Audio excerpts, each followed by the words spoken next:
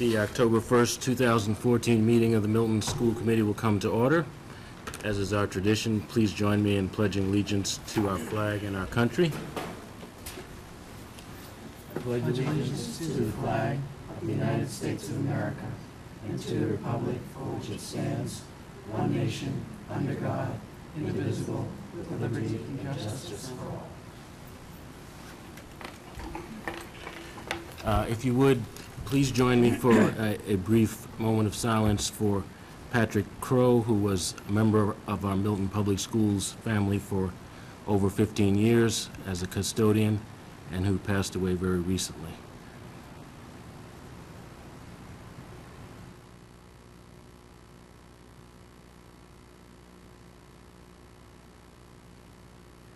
Thank you.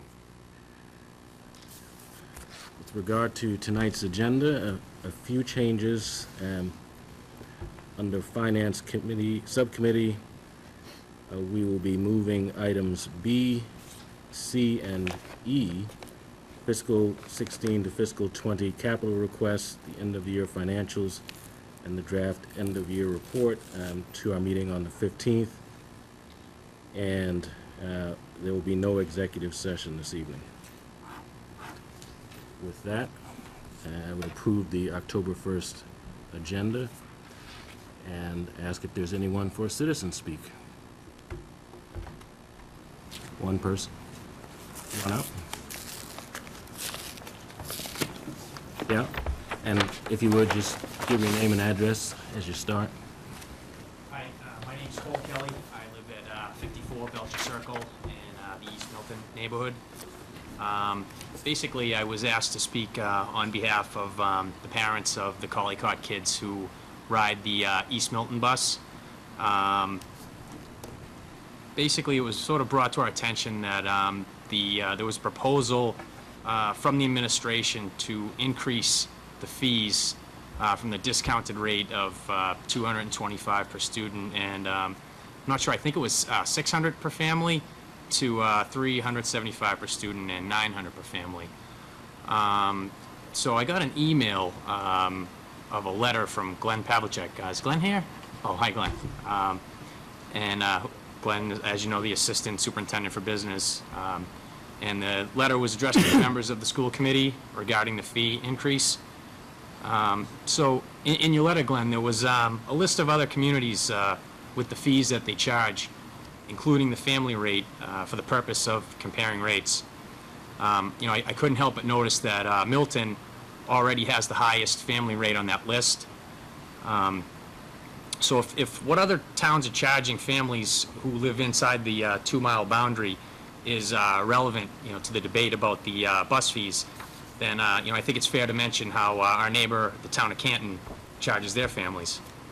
I did a little bit of research, I did some homework, and according to the Canton Public Schools website, the fee for riders inside the 2-mile boundary is $200 per student and a maximum of $550 per family. The exception to the fee is students who walk on or cross Route 138.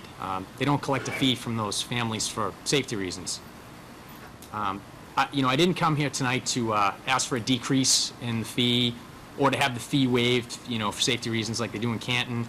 I think, we're all well aware of the dangers of crossing Granite Ave and Bryan Ave, in East Milton Square during the morning commute. And, the need for the bus is as great now as it's ever been. It seems in the 4 years I have a third grader at Collie-Caught.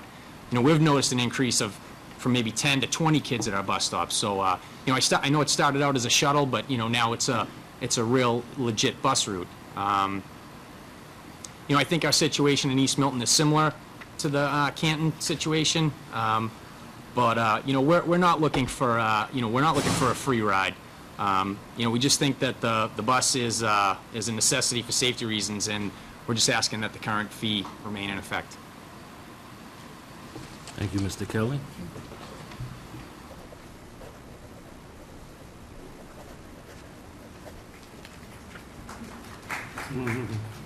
We'll move to the superintendent's report. Thank you, Chairman Walker. First, I'd like to invite to the table our special ed administrator, Karen Clasby, our Director of Pupil Personnel. And tonight, Ms. Clasby has a presentation on special education strategies and national best practices for closing the achievement gap. Welcome, Karen. It's over on the table.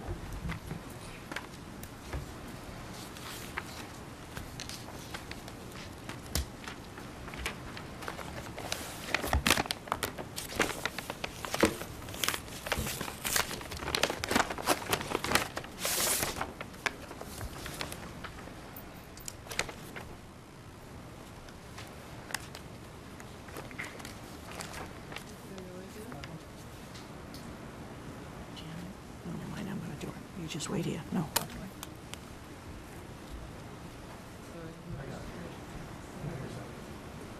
I hit this one, we'll make it go, Glenn.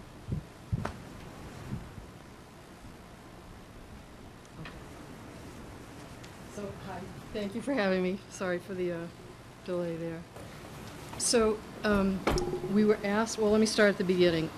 We were asked to talk about what we're doing here in Milton Public Schools to address the achievement gap, specifically with our special education children. So we're going to start by maybe defining the problem a little bit clearly. So students who have disabilities who receive special education are viewed as a subgroup when MCAS collects all of the, excuse me? Take the microphone. I'm sorry. It's not good to be able to hear you at home. Okay.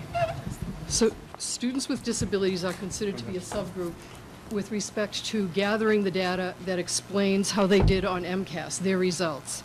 And when their results are compared to that of their general education peers, the difference between those scores is referred to as an achievement gap. In the 2014 MCAS data, we just put them all together in a group and looked at all of our special ed students who scored in the proficient and advanced category in each of them and compared them to our general ed kids. And in this simplistic chart, you can see that there is a gap in ELA, there is a gap in math, and there is a gap in science. So we put all of our special ed kids together, and all together they scored 40% of them proficient or advanced, whereas our general ed kids, it was 88%. So the difference between them is 48 points. That's the gap that we're looking at. As I'm sure you know, we could take those by grade, by school, in any number of ways, but this is basically what the gap is that people are referring to. So there's definitely an achievement gap here in Milton. And as a result of that, the following questions were posed to the administration. What is the district doing to close this achievement gap? What research is available to address this issue? What's the district plan moving forward?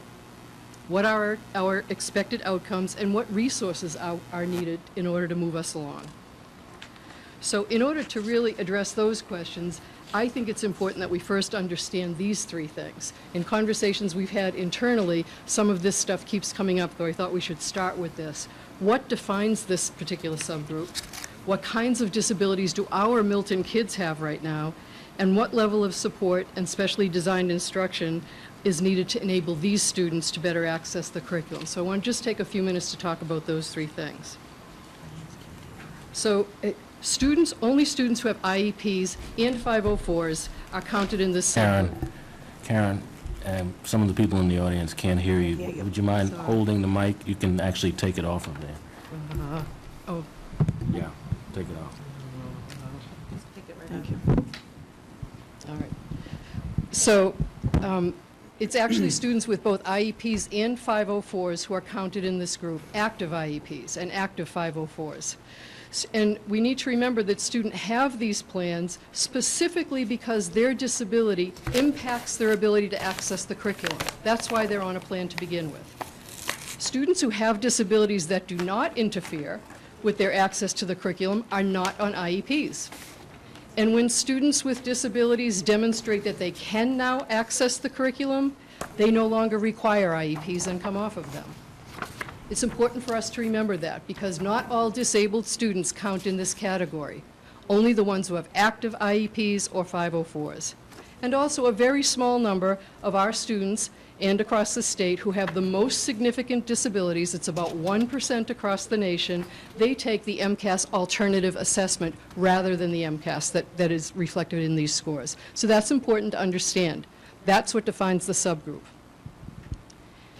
Who are they in Milton? These numbers reflect the actual numbers of students who are in district attending our schools by the varied approved disability categories. If there's a little asterisk next to it, it means that there are additional Milton students, but they're in out-of-district placements. But these are live numbers for Milton children right now. So when you look at like a large number of kids with communication disabilities, frequently those are kids with speech language needs. Sometimes they're even much more severe than that. They used to call autism a communication disability, but now it has its own category. So it's just to understand that that's what our children look like this year right now, and that changes all the time. Oops, I'm sorry. So important as we look at some of the research that's out there, the Gates Foundation paid for a large study in 2008 to look at the state of special education across this country in our high schools. And one of the major themes they came out with in their own executive summary is the following. The disabled population is clearly not monolithic. Across virtually every dimension that can be examined, we find significant differences in outcomes and experiences. Nonetheless, students with disabilities are often discussed by the public and treated by policy as if they were one homogeneous group with a common set of capabilities and needs. The next generation of educational policy and practice should be guided by a more enlightened understanding of the diversity within this population. That's key. It's important. There will not be a one-size-fits-all solution to this. So moving forward, understanding that, we now understand that it's a very broad question to ask due to the differences between disabilities and the unique nature of every individual student. Different disabilities vary widely in their needs for specific interventions. They are not the same. Within every disability itself, there's a wide range of severity which influences the level of supports every individual student needs. And because of that, that's why we have individual education programs for our kids. So we need to set the stage by understanding that it's not one group with one general specific intervention that's going to work. So having said that, what are we going to do? Now I'm going to go to the questions. We have to hold that information in the back of our head. Now let's go back to our questions. What has the district doing to close the achievement gap in special ed? Well, first off, 6 strategies were identified by the National Education Association to address the achievement gap. The school committee has those handouts there. Aaron, can you advance the slides? I'm sorry? Advance the slides. So these were the 6 they targeted, and these strategies were really for all of the subgroups in the achievement gap, and I know we've talked about that, you have talked about that and learned about it in this setting, so we won't spend a long time on them, but the 6 included engage student families, intervene early, target current resources and seek adequate funding, provide comprehensive support to students, build an environment that supports learning, and build classroom environments that support learning. Now, with those things in mind, a number of those initiatives have already been implemented in Milton. We were able to do it because of the advancement budget that was put together for us to address the achievement gap, by the generosity of the Milton Foundation for Education when they've given us, as well as the budget and how we've targeted our own resources. We've done many of those things, including we have hired recently a parent outreach specialist. In terms of family engagement, Milton is very fortunate because we have very active parents. We have strong PTOs. We have an active special ed parent advisory council. We've invested money in a literacy specialist and early intervention materials. We've purchased a curriculum for our preschool and our kindergarten children to get on board. Our adjustment counselors have been trained in social skills development and positive behavioral intervention systems. We've instituted before and after school programs, the Pierce Academy, things outside of the school day. And we've brought on new and better curriculum. We've got brand new science and STEM materials. We've purchased leveled readers, the calculus project. These are all things that were funded by the advancement budget. And all of those things our special education children participate in along with everybody else. We've also increased inclusion.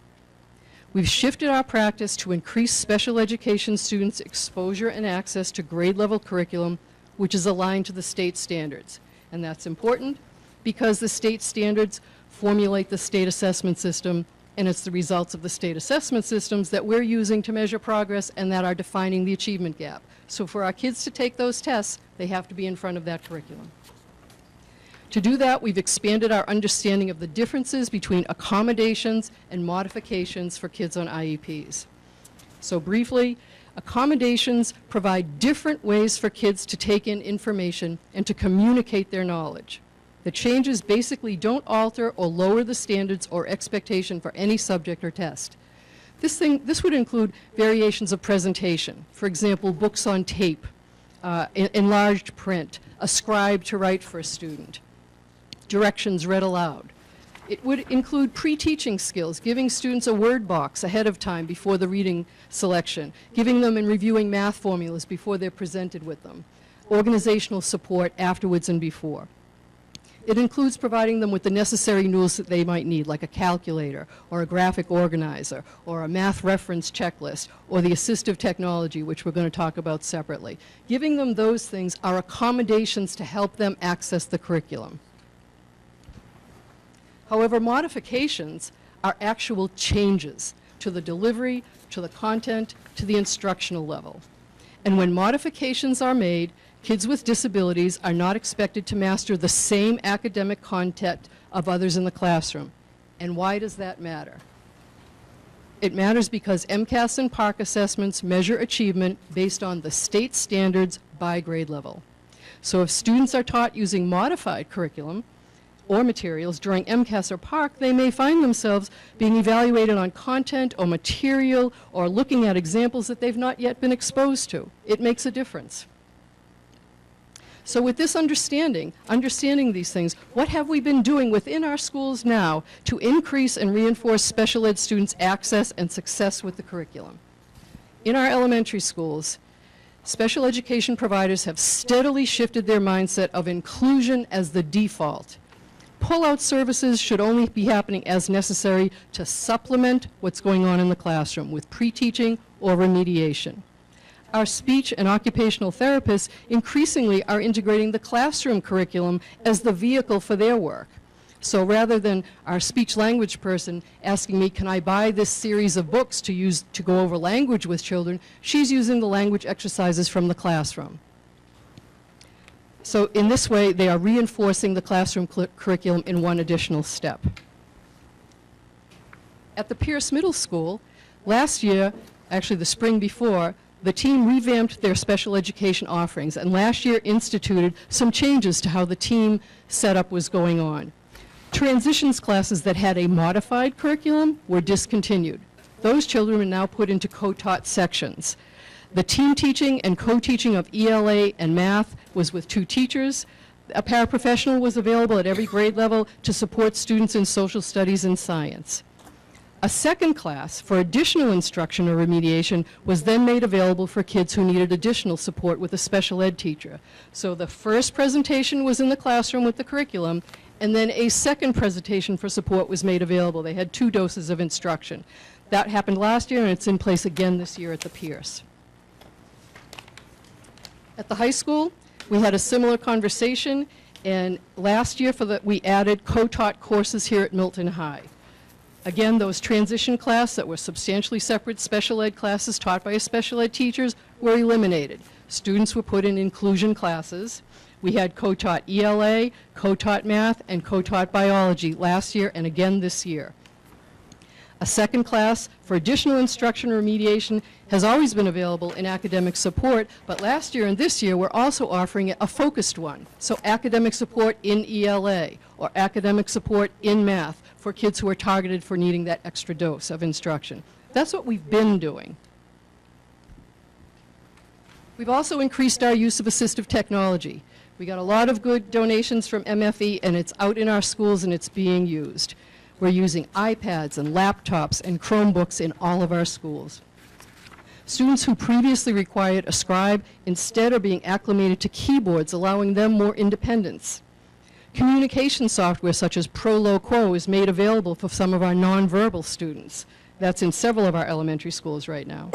We had an exciting opportunity with one of our students to pilot a camera mouse program.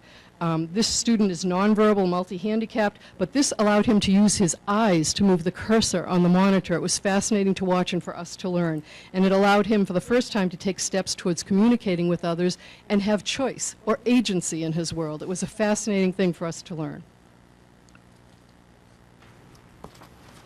We have made a great deal of use of books on tape, far more that's been happening in the past. Learning Ally is an agency that collects and distributes materials on tape or now actually downloads. We partnered with Learning Ally last year. They have a grant from the state such that so many students in our state can access this free of charge, both at home and through school. And at the secondary level, at the middle and high school, they're using it madly with a lot of kids. This can be textbooks, there can be novels, parents can access it at home once their children are signed up, kids can access it, and their teachers can access it.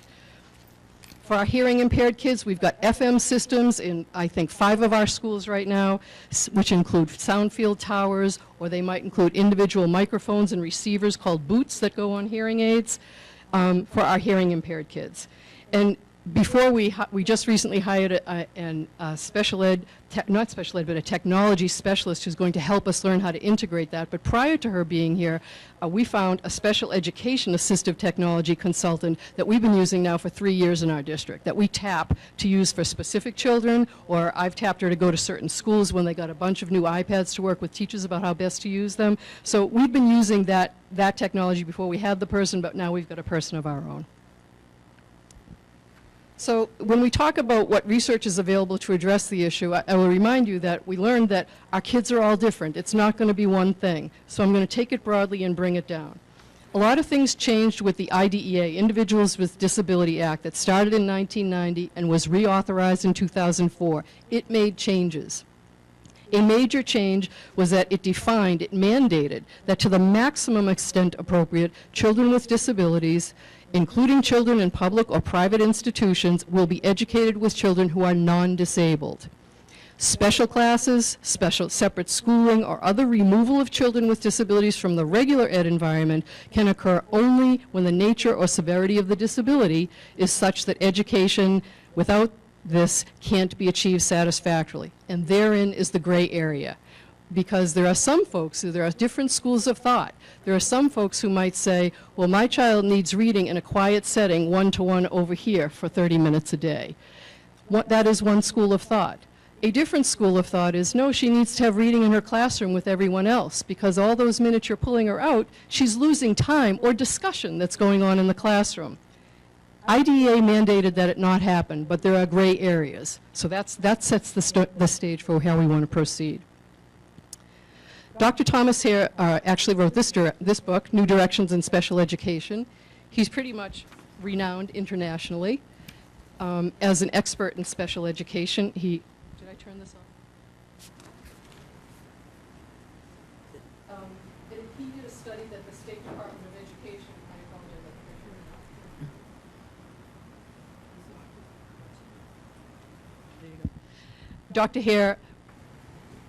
Dr. Hare was commissioned by the State Department of Education in 2012 to complete a study of special education in Massachusetts. A lot of findings came out of that study, but a really important theme came up. And he discovered that students with disabilities who spend more time educated with their typically developing peers, on average, or earn higher scores on MCAS. So for me, that directly relates to the question that was asked of us. What can we do differently? So having said that, from that, we wonder, how can that happen with students with a variety of disabilities in the classroom? Well, another direct result of IDEA was something called response to intervention. It came directly from IDEA. And what that is a system of educating all students using a 3-tier system to diagnose students with disabilities based on their responses to increasingly intensive interventions. So when we say diagnose students with disabilities, that means they're starting with no disabilities before we even find them that they're disabled. So this is a RTI, response to intervention, applies to all students. And basically what that is there are 3 tiers for instruction. The regular classroom instruction, all the students. Then if the student isn't succeeding, based on assessments. Then they move to the next level, Tier 2, which is intensified small group instruction on top of the regular class instruction. And if that's not working after a period of assessments have checked back and forth, then they move to individualized instruction on top of the classroom instruction. So none of these tiers includes removing the student from the classroom. They include adding additional supports. If the individualized instruction doesn't work, then a student is put forward for special education referral. And this completes the pre-referral progress. But what happens is along the way, students' needs get met, and then they don't end up in special education. It's a teaching methodology. So,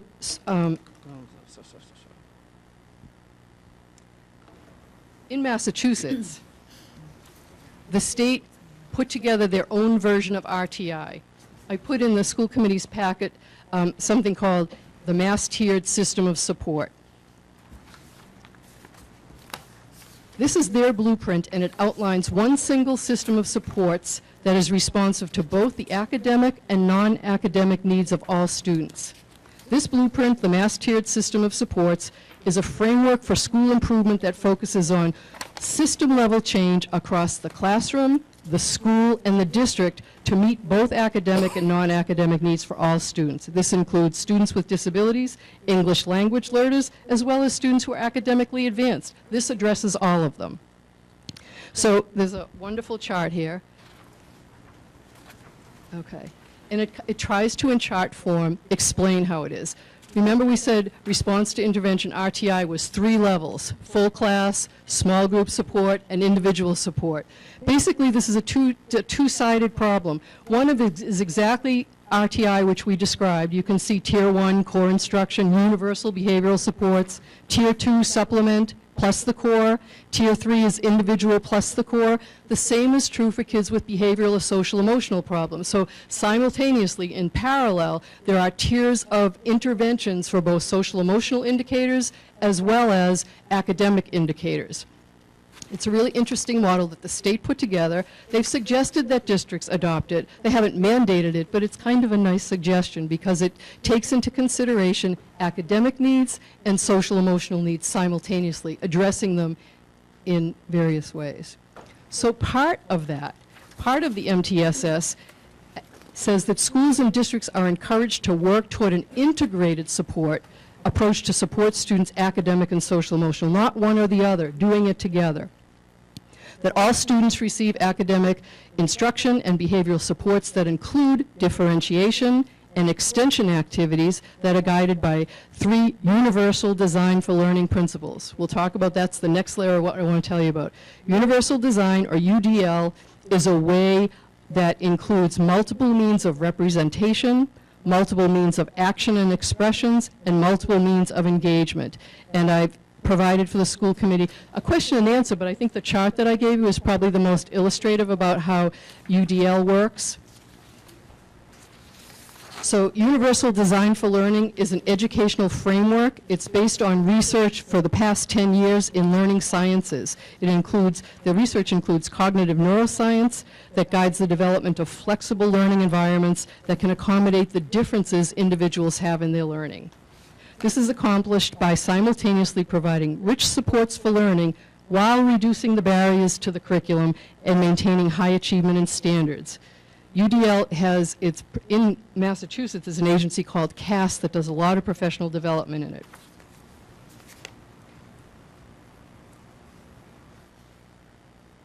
So a universally designed curriculum is designed from the outset to meet the needs of the greatest number of users, making costly, time-consuming, and after-the-fact changes unnecessary to the curriculum if you start by planning for everyone. It's intended to increase access to learning by reducing physical, cognitive, intellectual, and organizational barriers to learning, as well as any other obstacles that are there. So specifically, they look at by providing options for multiple means of representation of the material to give learners various ways of taking in or acquiring the information, multiple means of expressing what they know, alternatives for demonstrating aside from just paper and pencil, and multiple means of engaging learners to tap into their own interests and challenges and to motivate them to learn. On these 3 strands make up the framework for universal design for learning. So moving on to our next question, what's our plan moving forward? I've shared some information with you that talks about what we can do for all children. Moving forward, we've talked about some things we think maybe should happen. The first thing we think needs to happen is that we need to evaluate the efficacy of our special education programs, a formal program evaluation. This was last done in Milton in the year 2009-10. I believe the Walker Partnerships were the people who did that. We believe we need to assess various models of co-teaching that are in place here in Milton. There's at least 3 that I know of, and research what other ways we could be providing inclusive opportunities. We need to assess the efficacy of our special education staff deployment and see if perhaps we should consider other options. For example, we have 43 special education teachers in our district. Not related service, not speech, not adjustment counselors. We have 43 special education teachers. Are we maximizing the best way to use them? That should be something that we take a look at.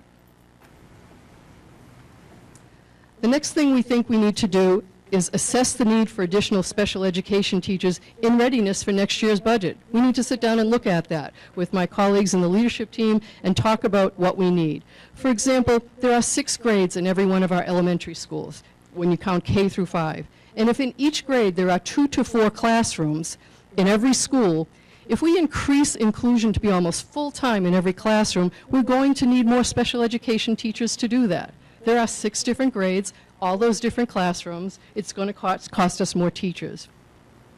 We need to determine, do we need additional co-teaching sections at the middle school? We're on our 2nd year of that model. We think it's working well. We need to assess, do we need to continue it and grow it? And we need to increase our co-teaching sections at the high school. They've been successful. Do we need more? This needs to be discussed and decided. The third thing we need to move forward is we need to determine what professional development we wish to explore.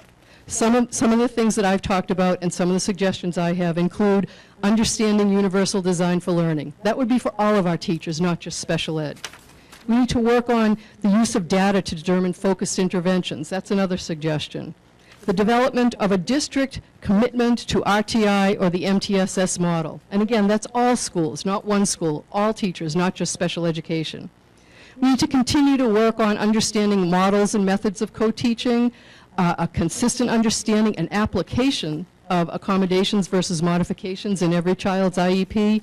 And we need to continue to learn, all of our staff are at different places with their understanding of the efficacy of the use of assistive technology. That needs to continue. So what are our expected outcomes? Ideally, if we're setting goals for ourselves, we would like to see that an increased number of special education students will have the special ed support they need to access and succeed in general ed settings. That would be goal 1. With that, increased exposure to grade level curriculum, our hope is that it will result in increased performance on MCAS and PARCC.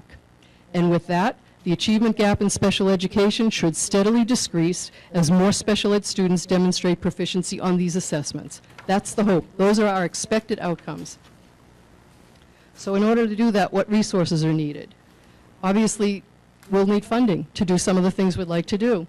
A formal special ed program review will have a cost factor. We're actually already looking into possibilities for where we might get that done. If we add additional special ed teaching positions at our schools, that would have a cost factor. To get professional development that is district-wide professional development would have a cost factor. If we're looking at UDL or RTI or MTSS or co-teaching strategies, all of those should happen across the district, not just for special ed teachers. A co-teaching professional development opportunity is no good if it doesn't have both partners in the room. We sent a lot of our co-teaching partners last year to really good professional development, but if we really want to move our district, we have to send them all or have someone come here and do it. So these are the things we need in terms of resources. So having said that, I thought I would share the data with you, the special ed data with you, and I'm going to share it with you 2 different ways. So as my principal colleagues are going to, I'm going to share with you the data for how our special ed kids did at each grade level in proficient and advanced. This is how they did per grade level for 3 years in a row. So you see in grade 3, though we went from 24% to 23%, it's of significantly more children. It was 24% of 46 children last year in grade 3. This year, it's of 60 children. It makes a difference. Percentages tell you one part of the story, but when I put next to it as of 60 in grade 3, there were 60 third graders who took that test right?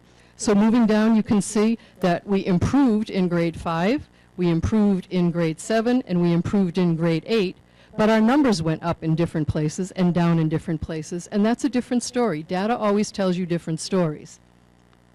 That's ELA.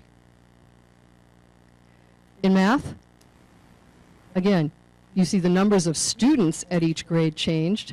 We went up in math in grade 3, we went up in grade 5, we went up in grade 8, and we went up in grade 10.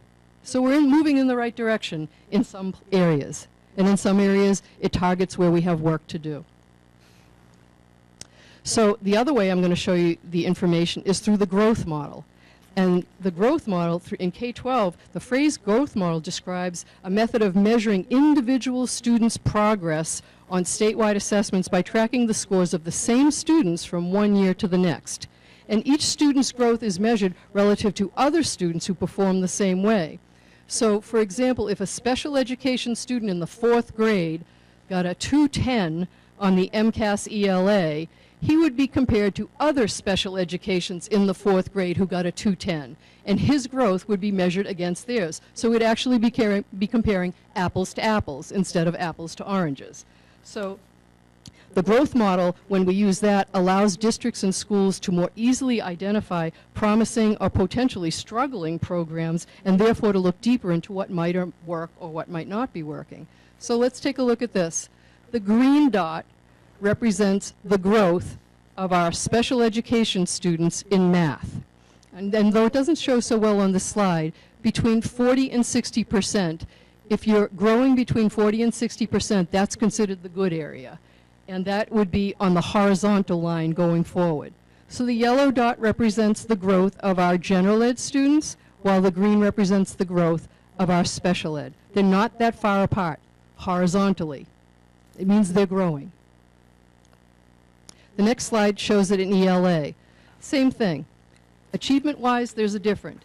Growth-wise, it's not that very much different. Our special education children are growing. We are moving in the right direction. So with that information, I don't know if you have questions for us, or you tell me. We're going to get the lights for you. Okay. Let me just say a word about my intentions here. I think for this presentation, which was quite data-rich, and for the subsequent presentation, MCAS data, I would intend to include agenda items for follow-up discussions at our October 15th meeting. So feel free to ask your questions now, but there will be another opportunity to do so at the next meeting. Ms. Padera. So, one of the things you said closer to the beginning of your presentation I thought was really interesting, Dr. Clasby, sorry. Now can you hear me? Is the state, do you know if the state is looking at trying to compare different disabilities and looking at scores that way? Would be my first question. And second, do we have the data within each school or each program to do that? Like, can we look at the data and see, because until the end I was thinking, well, what's the growth? Because we probably start off at a different place anyway, and if our special education students are growing, especially like for the administrators, teachers, special education teachers, to be able to break that down and say students with this disability are responding great to this intervention, and these students are not. Can you do that now in order to kind of pinpoint which disabilities were not affecting as much with the strategies we're trying? So I think that's a really great question. And with the data, once the data is collected, you can almost sort it in 1,000 different ways, really. And anybody in education has played with they called it Edwin Analytics on the DESE website. Mm-hmm. But it's a complicated and time-intensive thing. So we're hoping that some of our new data integration people can help us do some of those exact things. Right? Because I agree with you. I think I would love to see that data. Like, how do our communication impaired kids do on this? Our SLD kids, because that's a huge umbrella. So it's definitely doable, but it would take a great deal of time. And hopefully when we get a new data person in here, that's the kind of thing we'd love for them to do. I'd love for them to do. Well, I'd just like to say, because that could be really helpful in terms of if you're pressing for us in terms of the budget and looking for different things. to say, well, these are the things we've had the greatest success with because with these groups, this is what we've seen. I think that would be really helpful in us determining, you know, what's moving forward, what's working, and what maybe hasn't worked as well. And, you know, you're saying something that the research pulled out, too, because a few of the studies that I just referenced in there briefly, what they agreed with is that people continue to look at it as one lump thing instead of looking at what are we doing, what is working, and what's not for various populations. The research isn't there. People are starting to note that and talk about that, and that's important for us, too. Great. Thank you. I just want to add to that, if I may. So I think that that's where the interventions come into play. And truly, this was a wonderful presentation. Thank you so much. It was so thorough and gave, I think, a tremendous overview to people who don't have a solid understanding of special education and all that it entails. So thank you for that. But just to speak to your point, Becky, because I think that what was described here under RTI, the interventions that take place at Tier 2 and Tier 3, those are short-term, maybe like 8 weeks or 6 weeks, depending on what the intervention is. It might be 12 weeks. And at the end of that time, the data is, you know, collected again to see if they need to continue with an intervention or if a different intervention. So it's not even waiting till the end of the year. It's just that ongoing data collection that happens, you know, and then you're looking at the UDL and what's being used for that. So, I mean, it's very complex and multi-layered, but I think you did a great job at If I could just add that when we talk about like the assessments and the interventions and the data that's collected, so much of that stuff is being done in pieces in our district. We've got the benchmark assessments that were finally developed and are in place, and those are being used to direct instruction now at our elementary level, and this is fabulous work. So my suggestion is that we look at RTI as a group and have a consistent application throughout our district, and that takes kind of district level commitment and PD as a group. So thank you for saying that, because that's important. Ms. Bagley-Jones? Hi, I'm sorry I got here late. It was a great presentation. I forget. Sorry I got here late, and it was a great presentation. I was really glad to see that you talked about inclusion being done right will cost money, because when it's done right, as you know, Linda Lee, it is a wonderful thing for both kids with special needs and for kids who don't have learning challenges. But it does cost money to do it right versus just throwing a bunch of kids in and saying that's inclusion. So I'm really glad to hear you say that. I was also really glad to hear you include social emotional health. For the next time you come, I would really like to hear, and you're preaching to the choir in terms of the RTI and the other things, but I really would like to hear specific examples of, like what Linda Lee, what you just said about at 8 weeks, at 12 weeks. What are the interventions we're doing? And I particularly am interested in what are you doing around the social emotional intervention needs, intervention and needs of kids with learning challenges and without learning challenges. So when you come back the next time, I'd like really concrete examples, because I think this is all great, but how does it actually play out? Like that great circle graph you gave us, yes, that's great, but what specifically is happening on that great graph? Yeah, and so just to be clear, I don't think we're there yet on that graph. We are there in a lot of different places on that graph, and it would be great to have a concerted effort and really make a commitment to do it as a district. So I think we're doing some fabulous things, but it's inconsistent in different schools, right? Great. Yeah. Thanks. Yeah. Mr. Zulus? Thank you. Thank you. And thank you, Karen. That was a great presentation, very helpful. There's two of the slides that I want to ask you about, and that is when you showed the percentage of special education students scoring proficient and advanced, and in a number of the grades, they went up from 2013, but if you look at the trend from 2012 to 2014, we saw declines, really, except for grades 7 and 10, it appears. And my question, if that's the progression, 2012 through 2014, is that something that we should be concerned about? It's hard to answer that question because, you know, when we look at the horizontal grade 3 year after year, we have to remember those are different kids. So if we're looking at the grade 3 in 2012, that group is actually the grade 4 in 2013, right, who's actually the grade 5 in 2014. So data tells you many different stories, and so you can look at it that way, or you can look at it this way. Right. So looking at it horizontally, that, I think, points to what are our teachers doing, what's working, what's not working, as well as who are the kids, because that's really the truth.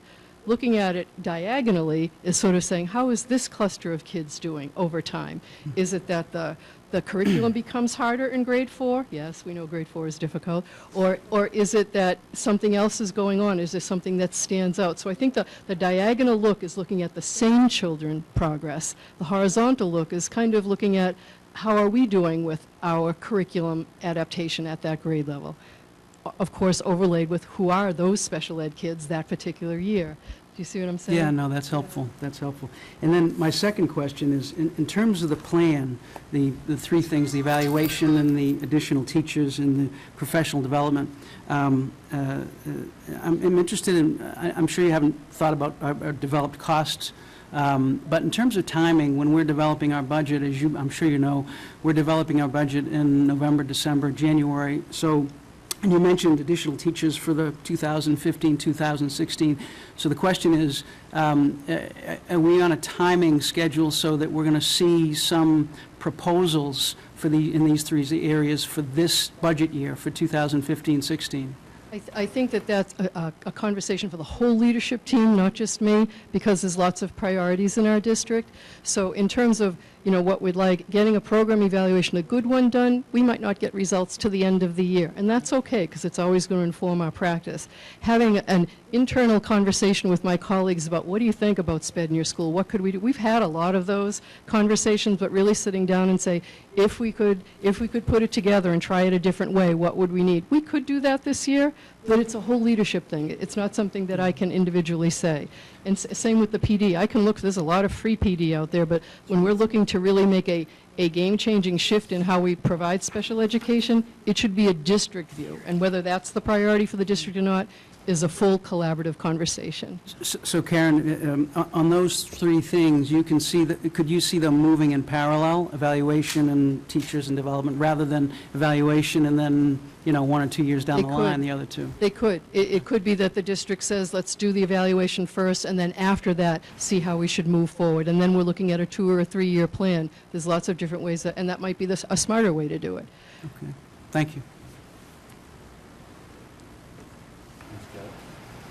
So thank you very much. I know a lot of work has gone into this, and I think it's something that really will help the district as we move forward. A couple questions just on some of the data that you had in there. So the number of students in district that are, and I think you described it as on IEPs and/or 504s. So is the number of students gone down? I mean, some data on how we've been doing in terms of what students' needs do we need to meet sort of over several years, I think would be helpful. But your sense is that that number is going down?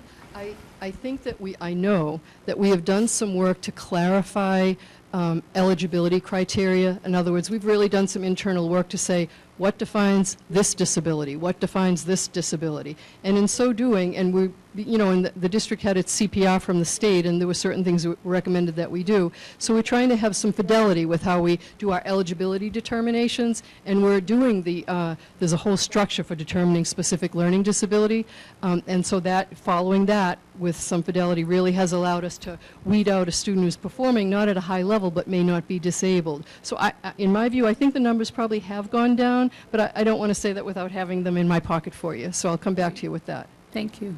And then on it looks like a big decision tree, but maybe it's just my interpretation, the development of the district RTI or MTSS model. How does a district go about deciding which way should we go? Or is it do you use it, do some grades in classrooms use one model and some use other?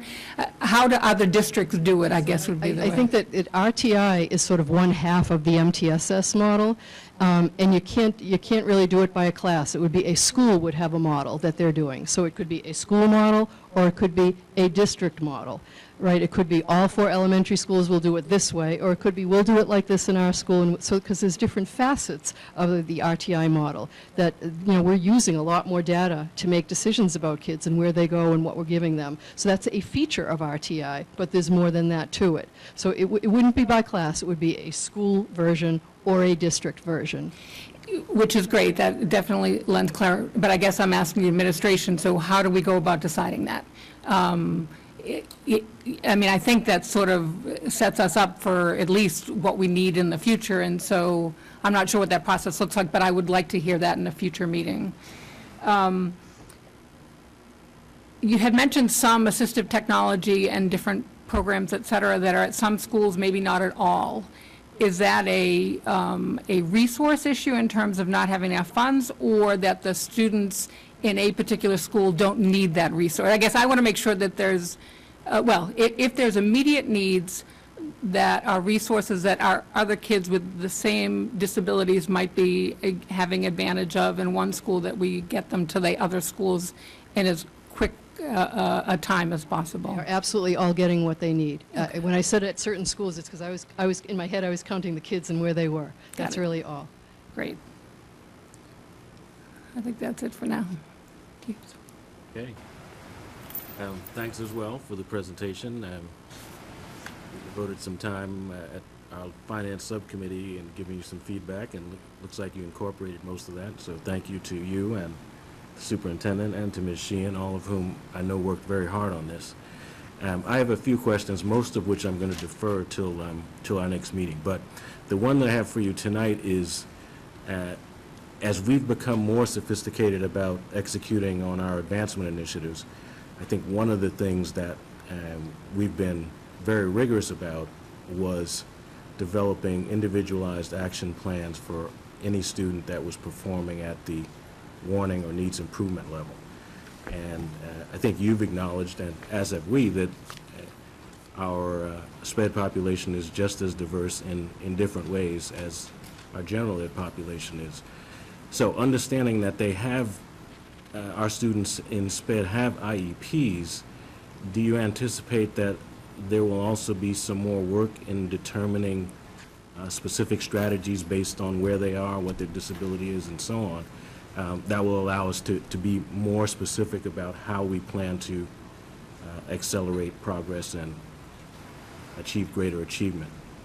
I think that what I was trying to show by, starting with the IDEA and how that turned into RTI, and how RTI comes now as MTSS, which includes a lot of universal design, that I think that that's the flow that we should take. And that means specifically at the school level and at the IEP level, when those are being developed, for the teams to really, and the teachers, the special ed teachers, when they're saying, what do you think we should be doing, their default response should be, what can I do in the classroom, rather than a default of, I think I'll pull her in my office for reading twice a week. And so that is a shift for some of our educators in their practice. And so getting people and teams of people and parents, because they get a vote too, at these IEP meetings to agree that this is the best case, it gets into that gray area, Mr. Walker, that I was saying there's gradations of decisions about whether or not this is a good idea versus that idea. And that's why the team meeting process, sometimes it can work with you, with our staff, but it can't always go the way, I can't dictate it. Do you know what I mean? The team has to decide for every individual. We can certainly train up our staff so that they know best case scenario, and moving forward, we can talk to them about that, and I think we need to continue those conversations with them about that. And that's the direction that we need to go in. Okay, I'd close with, I'll be interested in how we get there and when we get there. Ms. Sheridan?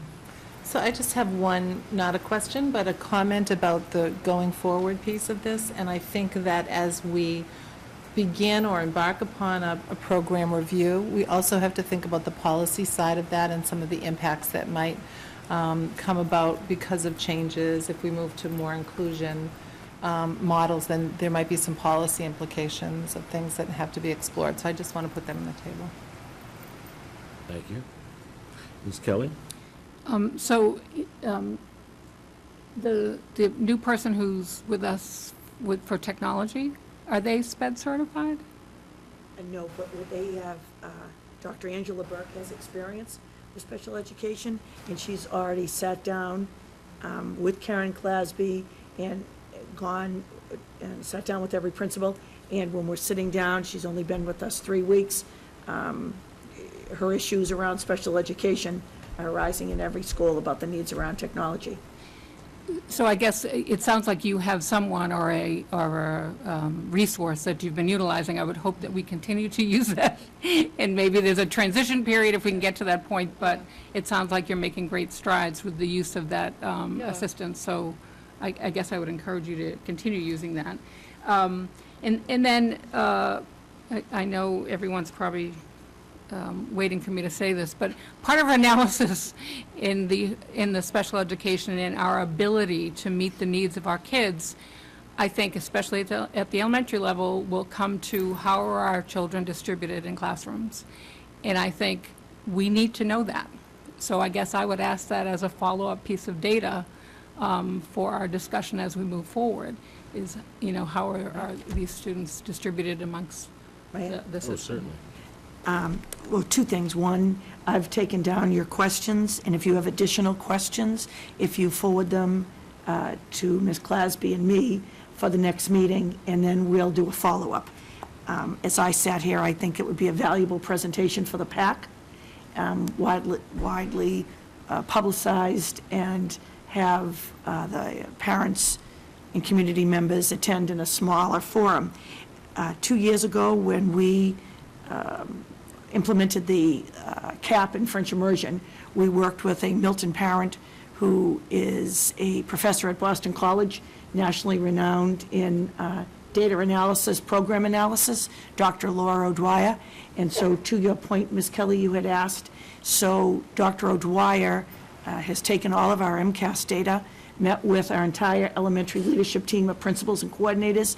She brought a teaching assistant, and again, on another volunteer basis, she's analyzing our French and English data, and to this subgroup data, that we actually have the growth data on every single child, by program, by classroom, and she's analyzing the data by subgroups within both programs.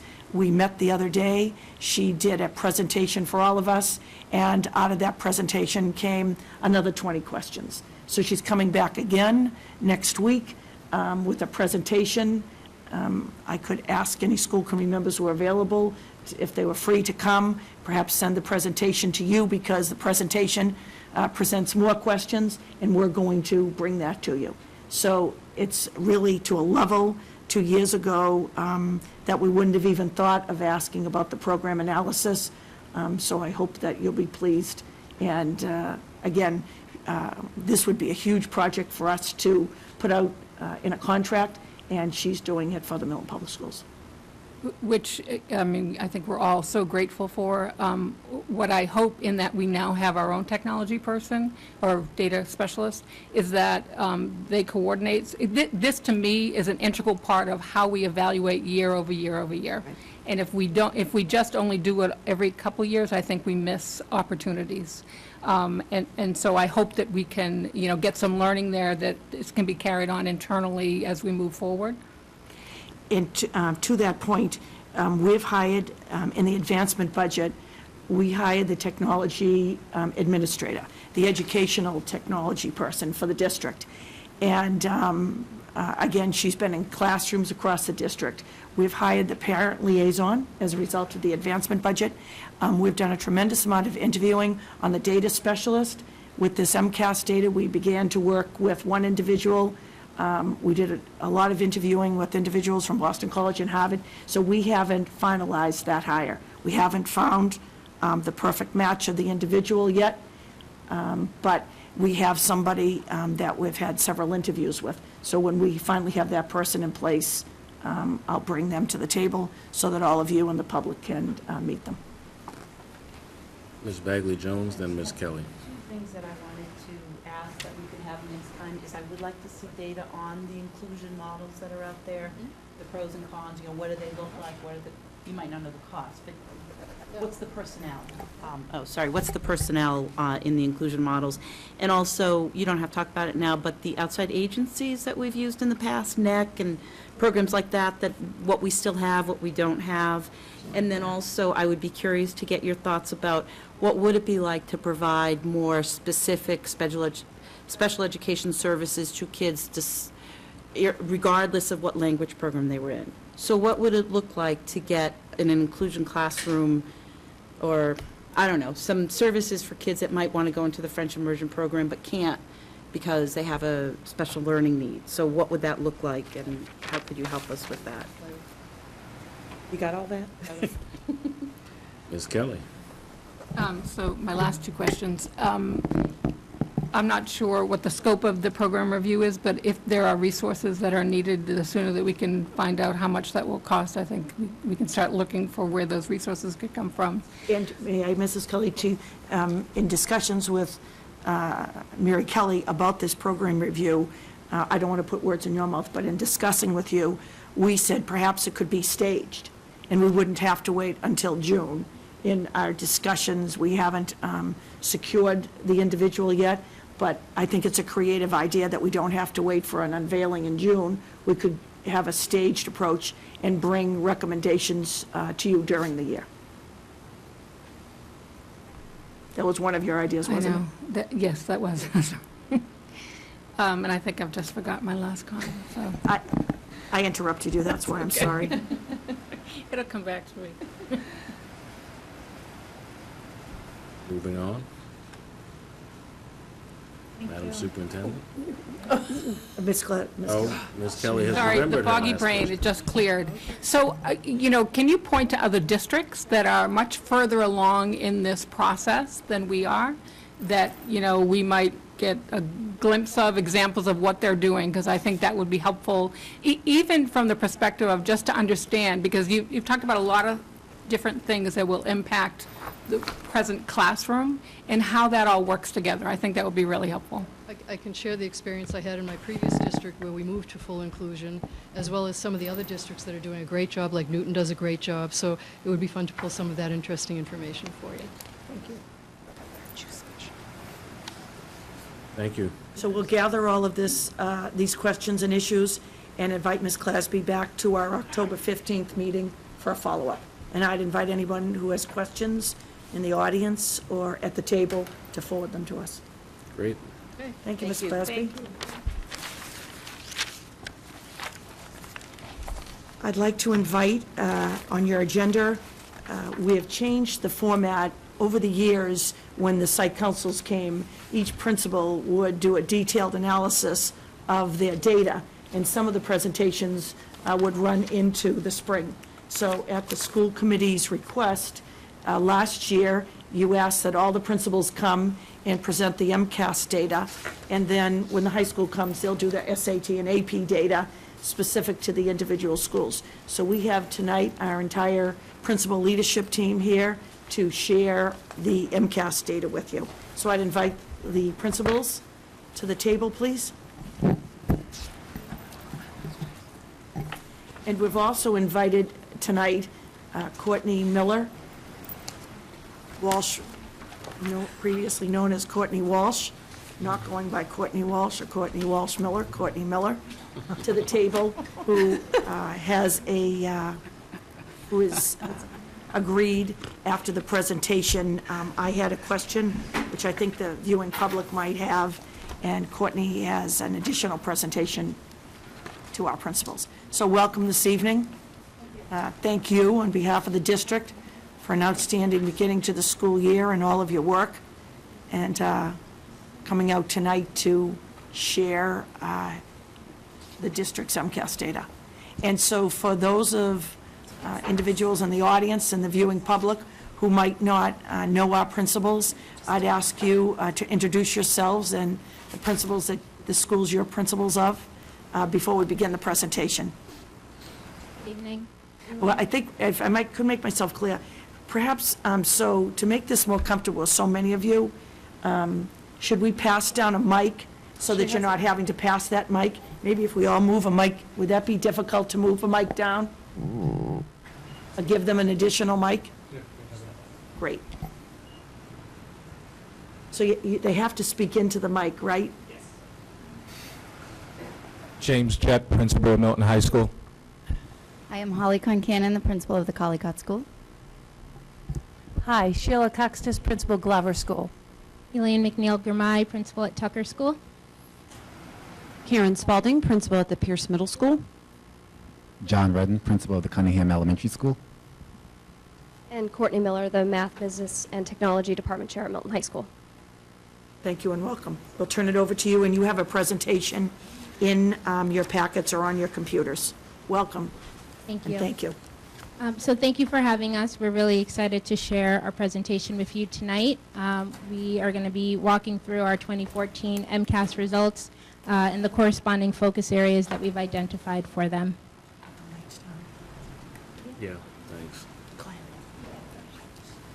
So we'll begin with each of the levels by reviewing the ways that we look at the data.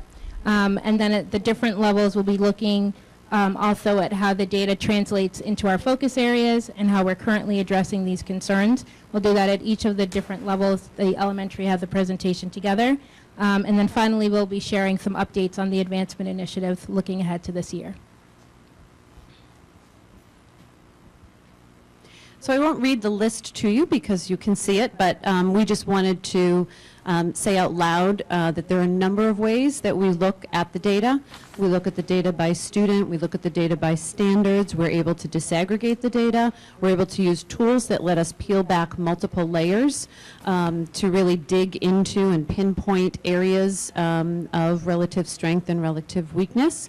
And we, with the more looking at data, come up with more questions, and then dig more into a variety of slices and ways of looking at what we have before us. So when do we look at the data? And it varies from level to level. At the elementary school, they have grade level meetings every other week. Data and analysis meetings requires class coverage. They make arrangements to get the coverage so they could have those conversations as a group. The middle school level, they also have the common planning time that they utilize. They have regular meetings with the leadership bi-weekly. At the high school level, to give you some examples, I'm very pleased as the principal of the high school, the works of guidance department head Karen Cahill and our department heads to really tweak our schedule to give us some common planning time for the first year in a long time, I think maybe even ever, that they had common planning time by content areas. At all three levels, they have the opportunity to have principal meetings every month. Sometimes those principal meetings alternate between curriculum meetings, so this is the opportunity when we look at the data. One of the things, the team right here starts looking at the data at the high school with the department heads as well, when we get the preliminary information, and we look through that all throughout the summer. So it is a process. We peel back that onion very deeply, and we look forward to continuing that work. As an elementary team, we're fortunate that we work together very, very closely. So just like common planning time with teachers, we ourselves, the four of us, would like to work together also. So not only do we look at our individual schools' data, but we also look at how did we perform as a team, as four elementary schools. So we met as an elementary team and we reviewed the elementary district-wide aggregate data. We were looking at how did we perform as four elementary schools. Here are the observations that we found when looking at the elementary school's performance. We found that the district outperformed the state on all achievement levels in advanced and proficient combined in all content areas. We found that historically there is an increase in proficient and advanced students when tested in grade 5. The number of advanced and proficient students in math in grades 3, 4, and 5 remained consistent. In grade 4, the amount of students in advanced and proficient increased in math. In grade 5, ELA and math performance demonstrated the highest achievement and growth. The number of grade 5 warning students in science and technology was decreased by half, from 21 to 11 this year. All grades demonstrated typical or higher than typical growth, and the median student growth percentile in ELA for all grades exceeded the median student growth percentile for math by 3 percentage points, 51 to 48. So I'm going to talk to you a little bit about the subgroup data and the observations that we made as a team. We recognize that there is a significant gap between the high needs subgroup and the non-high needs subgroup.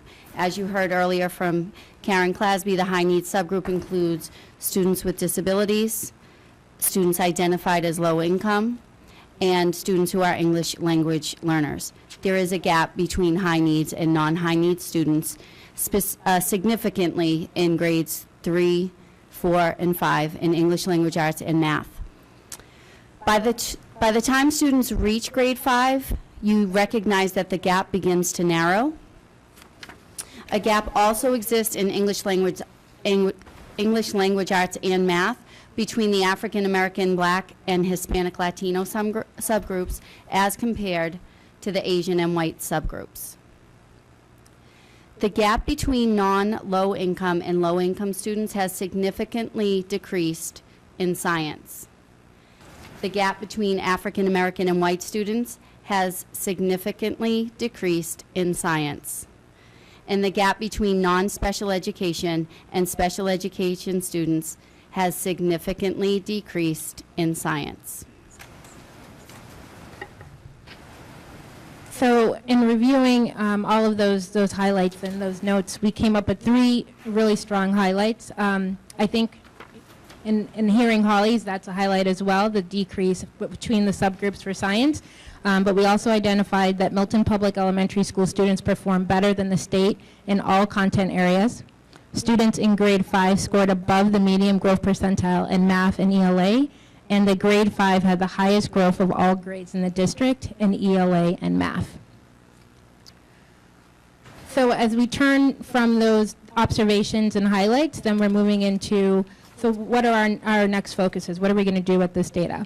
So this year, continuing the work around our advancement initiatives, we're going to be working to increase targeted instruction and remediation for students below benchmark, and that's K to 5 using internal assessments as well as the MCAS data, as well as needs improvement and warning levels in grades 3 to 5, and focusing on the subgroups that are underperforming. We're going to be working closely to move students from needs improvement warning to proficient, and moving students from proficient to advanced. We're looking closely at grade 3 ELA, thinking about our early literacy initiative and our goal of making sure all students are reading at grade 3 on benchmark. Looking closely at grade 4 ELA and math, and looking closely at the science and technology, curriculum and instruction as we work to further decrease the gap.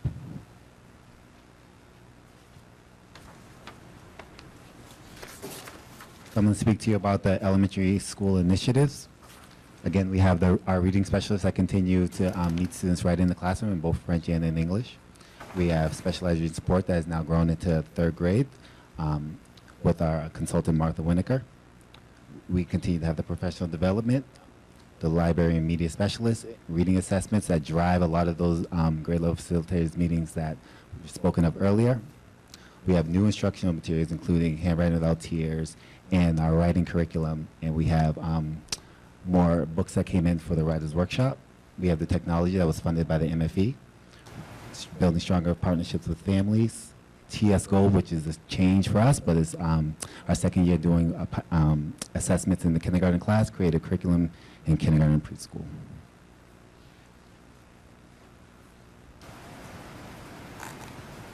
We have the professional development in ELA, math, science, and in STEM, so that's already started this year. We continue it starting next week, actually this Friday and next week for the sciences. Increased digital literacy support with the recent hire of Dr. Burke. We have the common assessments that really drive, like I said, a lot of the meetings that we're having at grade levels and the meetings that they're having across teams at the different elementary schools. We have extended day learning opportunities that we're discussing now. We're building on the work that we did last year for the last 2 years, and we're trying to build off the strengths of what worked in those programs and really put something in place this year to really support the students, especially the students that we deem need targeted interventions. And we also have the Everyday Math online and the Study Island programs, and now we have the devices to make sure students have even greater access in the school to those. We have advancing in science and STEM. We have the science coordinator to support that. We have the implementation of the STEM program in grade 3. We have the FOSS curriculum materials that the teachers have already began using. We also recently just received all the science journals, which the teachers have already started sort of creating and making sure that students are comfortable with them in the 5th grade. We have the Science from Scientists program starting soon, increased preschool enrollment, and the pilot of the kindergarten readiness program at Tucker.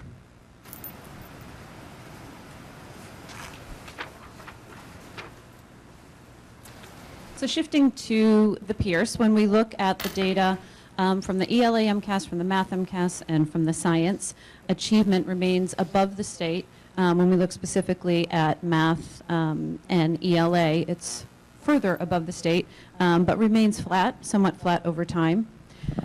With the exception of 7th grade that has shown some considerable growth between last year and this year. Achievement in science, again, remains below the performance of the same group of students in math and ELA, but we did see an increase in percentage of students in advanced and proficient for science. When we look at the median student growth percentiles, they're within the typical range, within that 40 to 60 band. And when we take a look at cohort data, so the same group of students that we had for 6th grade, 7th grade, and 8th grade, and when we look at ELA, there is improvement in terms of achievement as they move through the Pierce Middle School. And there's some more information about that on one of the highlight sheets.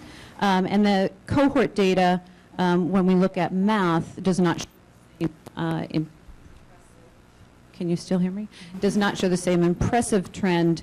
There is a decrease in achievement when we look at the movement of 6th grade, the same cohort, into 7th grade and 8th grade. There is a similar pattern at the state, so we are in the process of identifying schools for whom that is not the pattern. In terms of the subgroup data observations, there is an achievement gap for all subgroups in math and ELA and science. The most notable gap in terms of the achievement gap is between students with disabilities and without disabilities. However, when you look at the growth gap, the most notable gap is within the subgroup low income versus non-low income. And in fact, it's a 10-point student growth percentile difference. And so, as I was talking about in the beginning of this idea of really peeling back the layers, there are different implications. Achievement's a moment in time. Growth is implications for further learning, and also compares them to relative or like peers in terms of their history. So we are peeling back what that means. In terms of the groups in terms of math and science, the largest gaps exist in math and science compared to ELA, and the achievement gap seems to be narrowing in English language arts, and we're excited about that. We have some ideas about why that may have happened.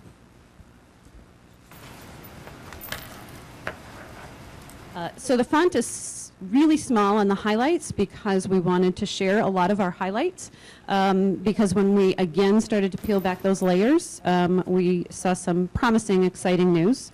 88% of all students proficient or advanced in ELA, 48% scoring advanced in math for 6th grade. The 7th grade, when we look at our 7th graders compared to other 7th graders in the state, they did better than 88%. In math for 6th grade, better than 85% of other 6th graders in the state. For 8th grade, 79%. When we look at our annual PPI, so I think later on, Courtney is going to discuss annual PPI versus cumulative PPI. But when we look at our annual PPI, which is indicative of the number of points that were earned in terms of proficiency and extra credit, our annual PPI compared to last year is up 15 points for all students, and in our high needs group, it's up 25 points. We're very proud that we earned extra credit points for shifting the African American subgroup into advanced categories, and that happened both in math and science. We increased the number of students with disabilities in the proficient advanced for science and engineering by 10%, and increased the percentage of students in the high needs category into proficient and advanced in ELA by 11%. And more good stories in ELA, including the African American subgroup, which was 60% proficient and advanced last year, and was 81% this year at the 7th grade level. And if you look at them as 6th graders, only 68% of them were proficient and advanced. So we're excited. And that's not on the slide, so I do apologize, but there are some good news stories. So our focus areas are similar to what they were last year, although we are gaining understanding and gaining ability to look at the data and fine-tune our areas. Full implementation of the new science curriculum, which was purchased thanks to the advancement budget. increasing and modifying our targeted support, and I'll speak to that on the next slide, enhancing our structure for ongoing assessment, increasing achievement in all areas with special attention to the students with disability subgroup, and then moving students into those advanced categories in all 3 areas. So some of our initiatives, technology enhancement. I want to publicly thank the school committee for supporting the effort to get Pierce Middle School up to the standard of the technology that existed in some of the other buildings, and as well as the commitment of the Milton Foundation for Education to doing that.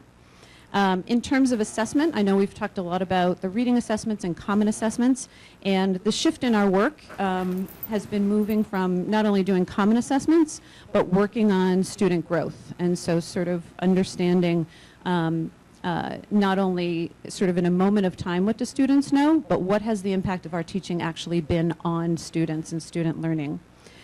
Improving instruction. What you have there are the number of hours of professional development in those areas that took place over the summer that was supported by our PPI grant. Targeted goal setting by departments with special attention to closing proficiency gaps. So really looking at that data and looking at where we did well and learning from that and using that information to do targeted goal setting. And certainly continuing to improve science curriculum and instruction. In the area of targeted support, I had mentioned earlier this idea of us really understanding better are the kinds of support that we give to students and understanding that each subgroup doesn't necessarily need the same kind of targeted support. We've been looking at student growth percentiles of students who take our math investigations class, for example.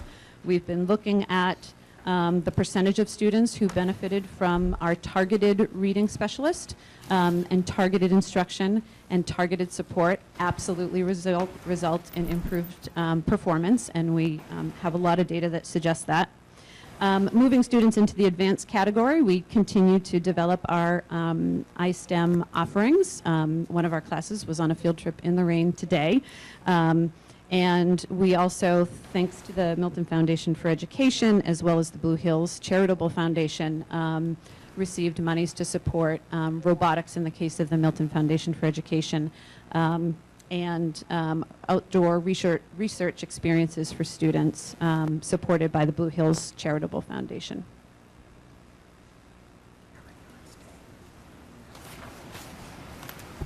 So for the high school, the subgroup data observations, we acknowledge at the high school that there is an achievement gap in our English language arts for math, science, and technology and engineering for all of our subgroups compared to their counterparts.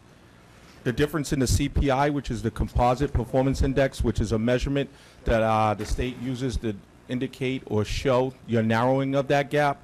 The values for the low-income, high-needs, and African-American subgroups compared to their counterparts is roughly around 3.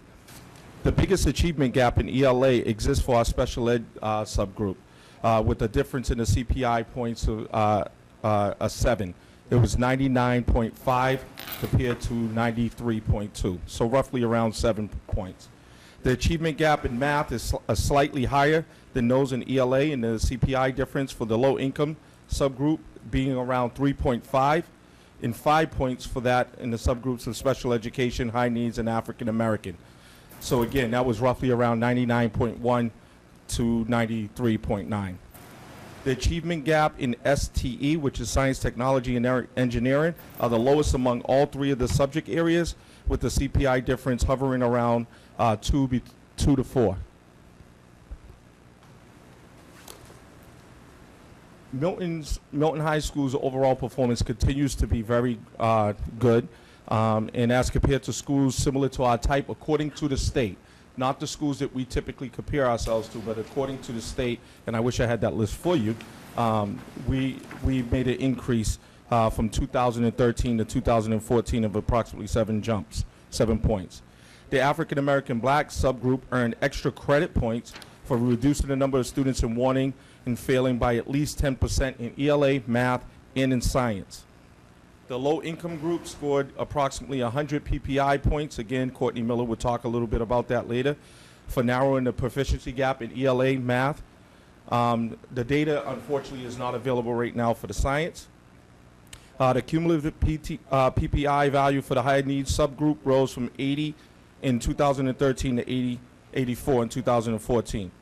The high needs and African American Black subgroups all earned 100 PPI points for narrowing the proficiency gap in ELA, math, and science. So we're doing some great work there, but we still have a ways to go. And one high note is we did not have one student that actually was in the warning category or failure category for math this past year. So that was a great success story. And you guys can applaud Courtney Miller when she comes up. She's the math department. Some of our focus areas, we're going to continue with our initiatives to continue to enhance, review, and revise our science curriculum instruction. That, again, is part of the advancement initiatives. Enhance supports for students, which I'll talk about in a moment, identified as being at risk.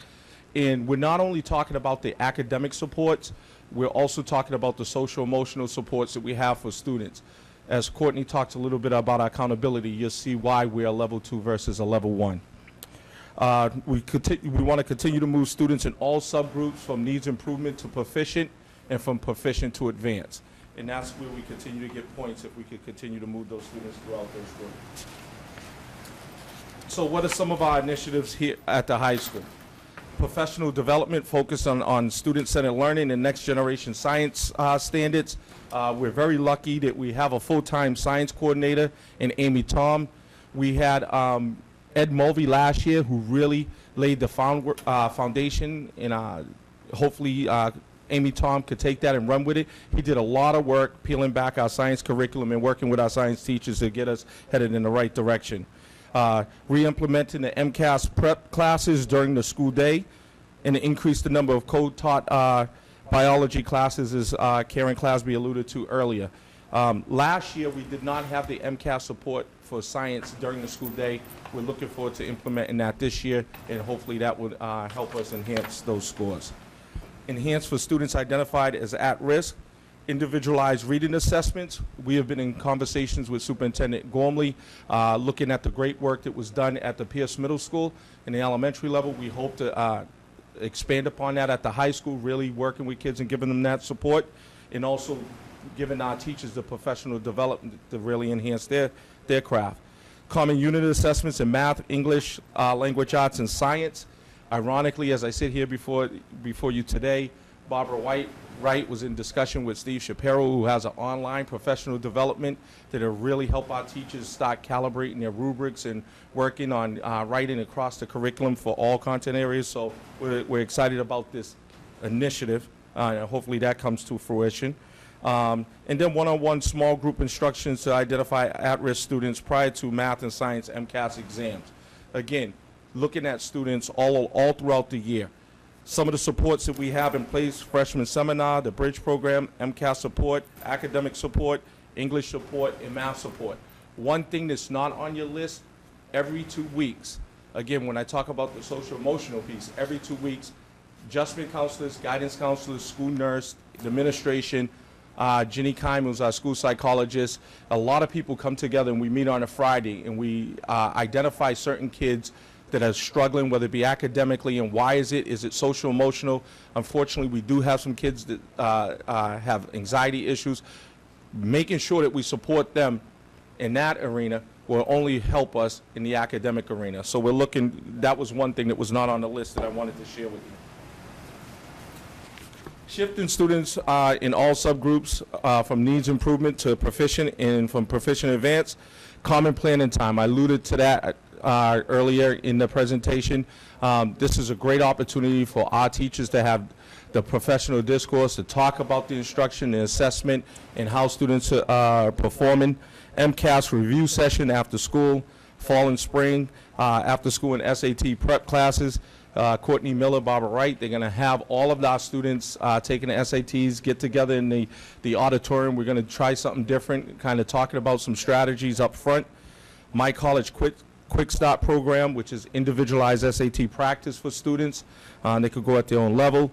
The calculus project, which the school committee endorsed last year. It was a great success this summer, and we're looking forward to that. That is a program that pre-teaches students math skills during the summer, and they're provided with tutorial services after school here at the high school. And they're now they're 8th grade, but they come to the high school for tutorial services, and we look to continue that great work with the pre-teaching of mathematics. And technology and enhancement. You heard a lot about that throughout the school committee meetings. We're very fortunate that we have the support of the MFE, the school committee, the capital funds, to purchase laptops to be used in the science classroom. This is huge. Unlike the Chromebooks and the iPads, these laptops are necessary. That way you're able to download the various programs and the science content. The purchase of Chromebooks and iPads and Kindle to support all students. So we're looking for that great work to continue.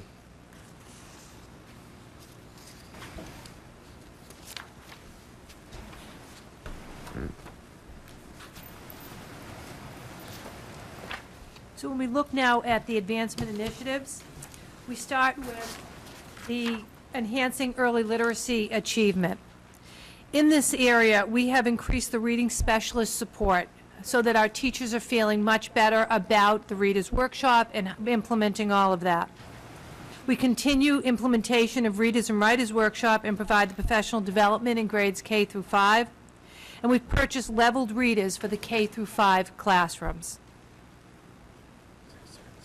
So in terms of the initiatives related to closing the proficiency gap, Superintendent Gormley spoke earlier to the addition of a data specialist, which again we want to thank the school committee for supporting, because the more we understand about the data and the more we can pull back the layers, the better we get at really creating targeted programs and targeting them in a way that makes sense for that particular student or that particular group of students. And we can't do that if we can't pull back the layers of the data and understand what's going on deeply. In addition, providing professional development in targeted tiered instruction for subgroups in particular. There's been a lot of work at the elementary level in terms of Readers Workshop and Writers Workshop. That work has also spilled into the middle school level, for example, of really creating flexible grouping and flexible ways of teaching within the classroom to really target, again, to what student needs are. Providing professional development in assessment and really developing the assessment literacy of teachers and administrators. And again, that notion of really understanding how to use data and use data to drive both instruction as well as programming, and reflecting on our programming to determine whether or not it's actually making a difference in terms of student learning. And then finally, supporting the implementation of targeted support programs. Mr. Jett made reference to the calculus project that began this past summer with about 35 students, rising 8th graders, who came here to the high school for 3 weeks. And I just want to acknowledge the work of Courtney Miller, formerly Courtney Walsh, and the incredible work that she did around the calculus project. And just want to say out loud, not only was it a transformation for students in terms of their math, but for many students it was a transformation in terms of how connected they feel to school, their confidence, and their sense of self-efficacy. And I received a fantastic email, actually a lot of them, but one in particular for a student I've known actually since my Cunningham days, from a mom who noticed that transformation in her daughter, and that transformation continues to reap its benefits in the school year. So that work was pretty incredible. So advancing science and STEM. Again, we're continuing to purchase science kits for kindergarten through grade 5. Bernadette Moonen has been working tirelessly to get those materials out to teachers with the help of a part-time materials manager. She also has worked with the whole science team to purchase materials to continue science, technology, engineering, and mathematics, as well as to expand robotic opportunities at Pierce and at the high school. We will like to hope to continue to upgrade and replace the science equipment at Milton High School to keep pace with the changing technologies and STEM demands, and also to increase the amount of time we have from our science coordinator at Pierce Middle School as well as Amy Tom at the high school. Many of our teachers have participated already this year in FOSS professional development to get ready for the upcoming school year, and we'll continue that work throughout the year and in the summer.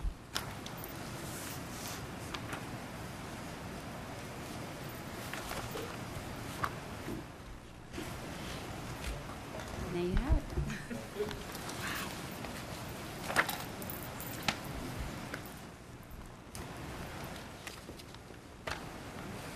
Questions, anyone?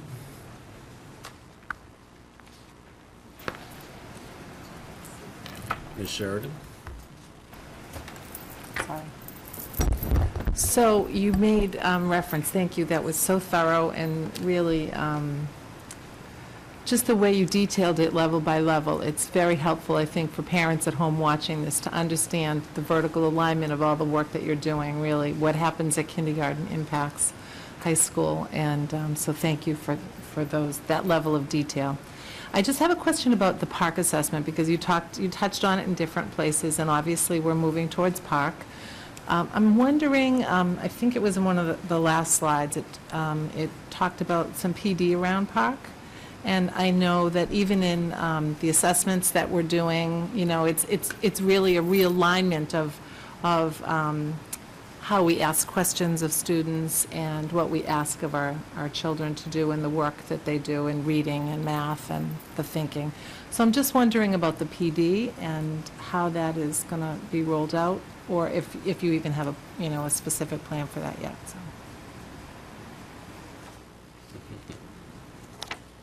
So when we think in terms of the PD for park, there's both PD around just even implementing park, which is going to be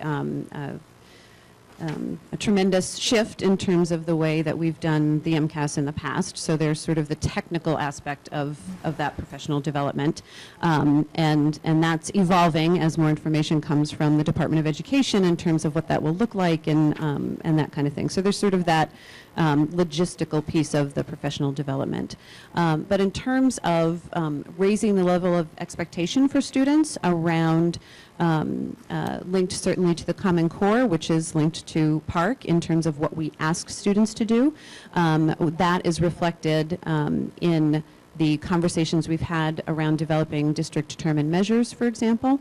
And so in math, for example, instead of, what 10 years ago might have been 25 multiple choice questions and problems to solve, are now 3 really robust performance assessments where students have to think on a number of levels, demonstrate their fluency in math, but also demonstrate their ability to problem solve and look at things in different angles. And so we did some of the PD that we did over the summer, for example, with the Professional Practice Innovation Grant, was around both boosting teachers' sort of pedagogical content knowledge. So what does it look like in math in terms of the ways kids think about questions and think about answers, as well as actually developing assessments, and so assessment literacy. And I know the elementaries did a lot around assessment literacy. And again, what does evidence of understanding look like? And how do you know on paper that a student understands something? Or in this case, it's going to be, how do you know on the computer, the computer screen, that a student understands? And how can we support students in that learning curve of being able to produce that on a computer screen with the tools that will then be available to them? And may I follow up on that? I'd like to recognize Dr. Karen Spalding and the Pierce School, because they earned a competitive grant from the state that enabled them to do a tremendous amount of work in preparation for PARC and on these district-determined measures. And part of the responsibility of the grant is that they'll then go and share statewide what they learned. For Milton, the benefit is that the culture and the professional development that worked is going to the elementary and the high school. So Karen, would you share, Dr. Spalding led last year training 25 teachers, K-12, on the new evaluation tool and the implementation. And so we're putting in a new teacher evaluation tool, and it's very, very successful. And it's successful because teachers are teaching other teachers about the model and answering their questions. So on the back of that work, now there's a district-wide committee K-12 on district-determined measures, and Dr. Leif Ligaris, with Dr. Spalding, leading that work all summer and developing that culture at Pierce School so that teachers own that kind of professional development and they own the work within their classroom. Would you share with the school committee and the public the kickoff to that work that we're going to do on teacher teams at each grade level on district-determined measures? Absolutely. So there are multiple layers of teacher teams in terms of getting, so district-determined measures, what make those different from, say, common assessments or assessments or tests or quizzes or things like that that we might be familiar with, is district-determined measures measure growth. And so, you know, whether it's looking at a piece of writing on a writing rubric or a pre and post assessment or a performance-based assessment where students try it out and then try it again at the end of the year. So it's really measuring growth. And we are working, we have Dr. Ligaros came up with a plan for the district to set those teams up by department, because it's not just in math that we're looking at growth, it's in art that we're looking at growth, and music, in all of the areas. And so the common conversations that all teachers are having, regardless of the subject area, is really around what does growth look like, and what do we think a student should be able to do within a year's time, and what does it look like when they grow more than that. And so that's that whole assessment literacy piece that cuts across all subject areas, and then really broadening our understanding for what we mean by assessment and what we mean by evidence, and how can students show us what they know and are able to do, and how do we capture that in terms of growth. And so these committees will be working K-12 across grades and up and down grades to create these district-determined measures, and not necessarily from scratch, but from things that they've been doing and really reflecting on the work they've been doing in terms of collecting evidence of understanding, but being able to shift them so that they can capture growth. Thank you.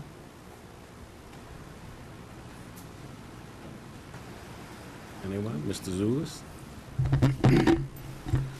Good evening, panel. This question may be premature, but you're all here, so I'm going to ask it anyway. As you know, over the next couple of months, we're going to be developing our budget for next year, including the advancement initiatives for the third year.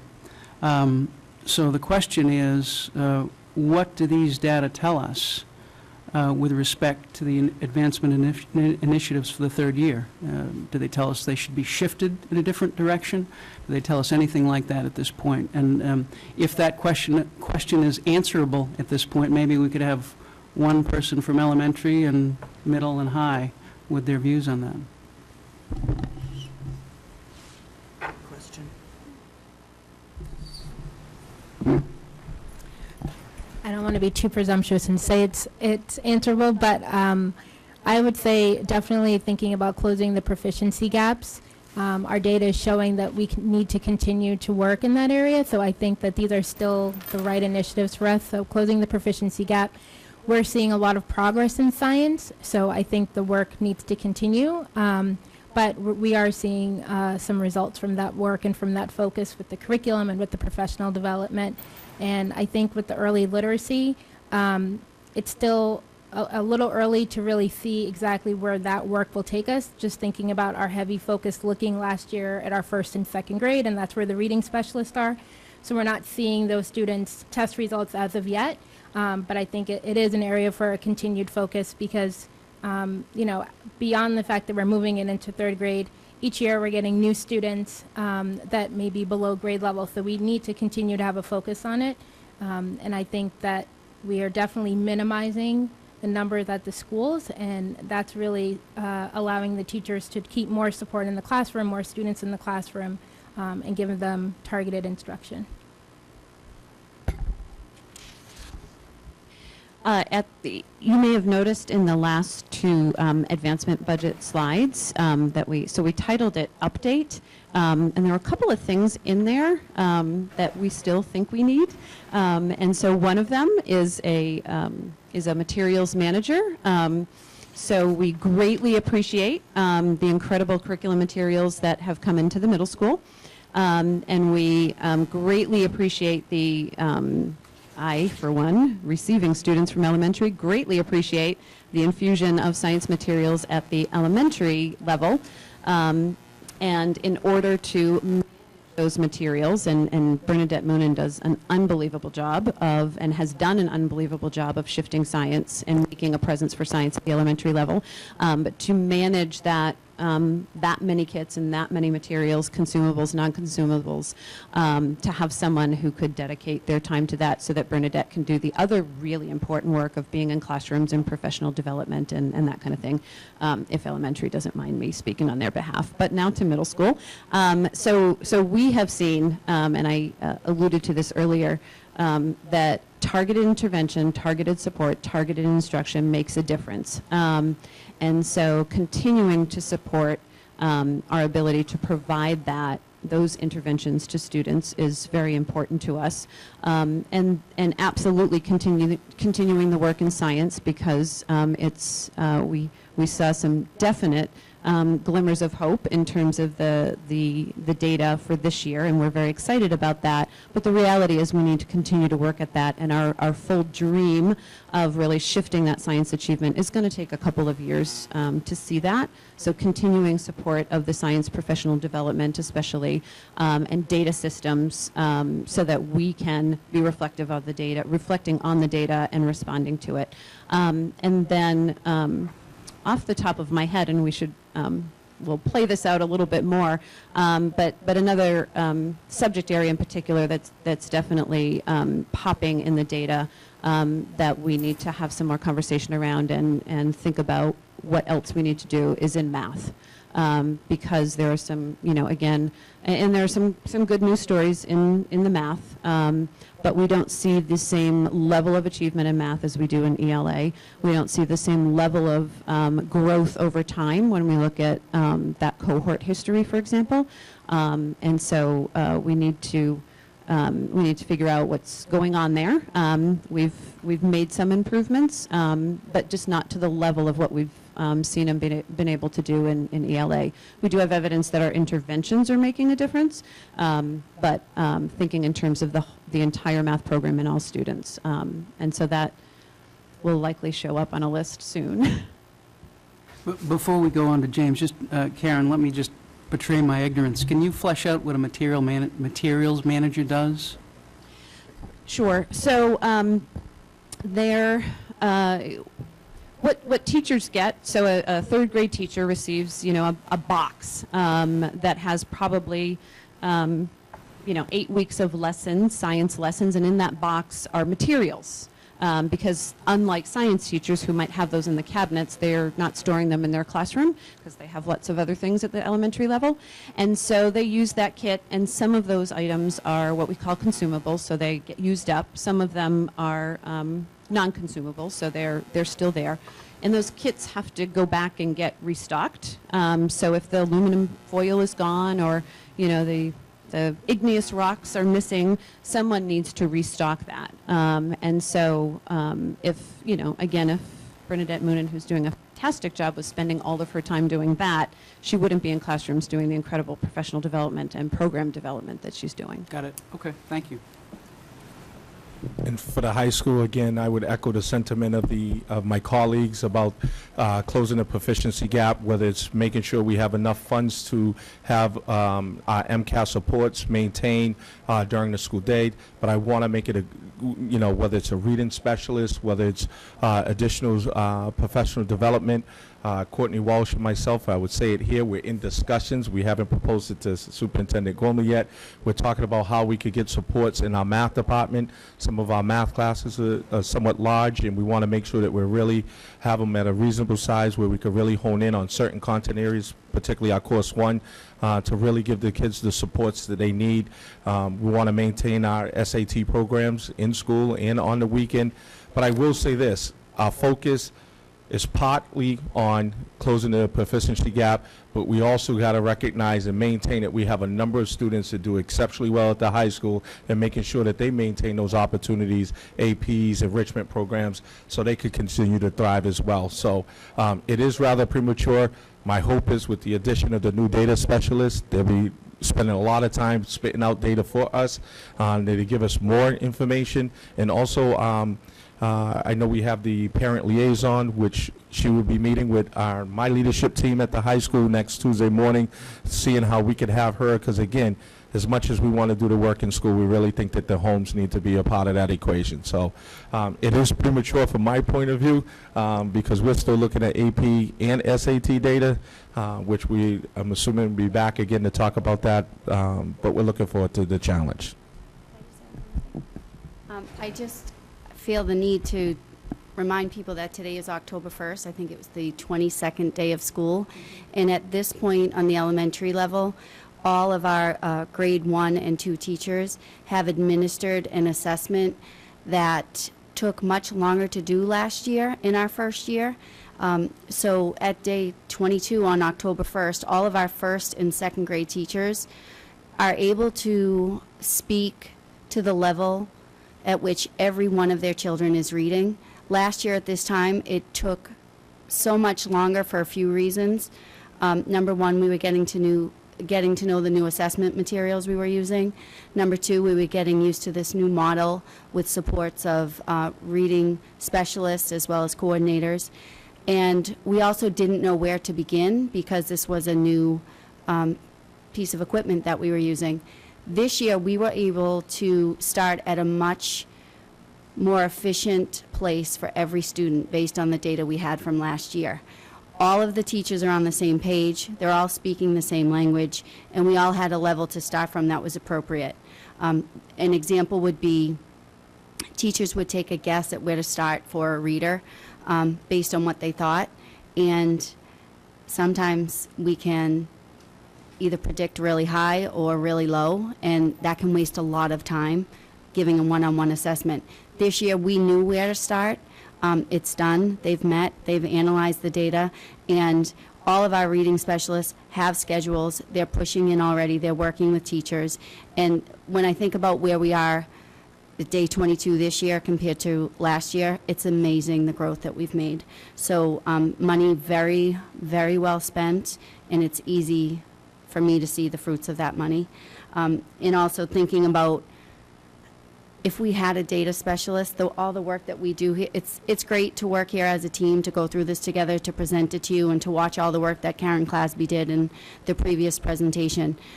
It is amazing how much time it takes. We're all getting better at it, and it's interesting, but there are a lot of other things that we wish we could do with that time. Again, time well spent, but that piece I think would be amazing in the lives of our jobs. So thanks for this presentation. This is one that I look forward to every year. I think it is one of the ways we assess where we are and gives us some insight about where we need to be going. So I have 3 questions, all of which I want you to think about, not answer tonight, but they're longitudinal, I might say. For those students, as Ms. Kankanen just said, we've gotten a lot better at assessing students' capabilities and what supports they might need earlier. So given that, when we look at perhaps a student who at the first grade level or the third grade level is showing some weakness or some need for support, we see some progress between third grade and fifth grade. What are we seeing as they move to the middle school level and to the high school level?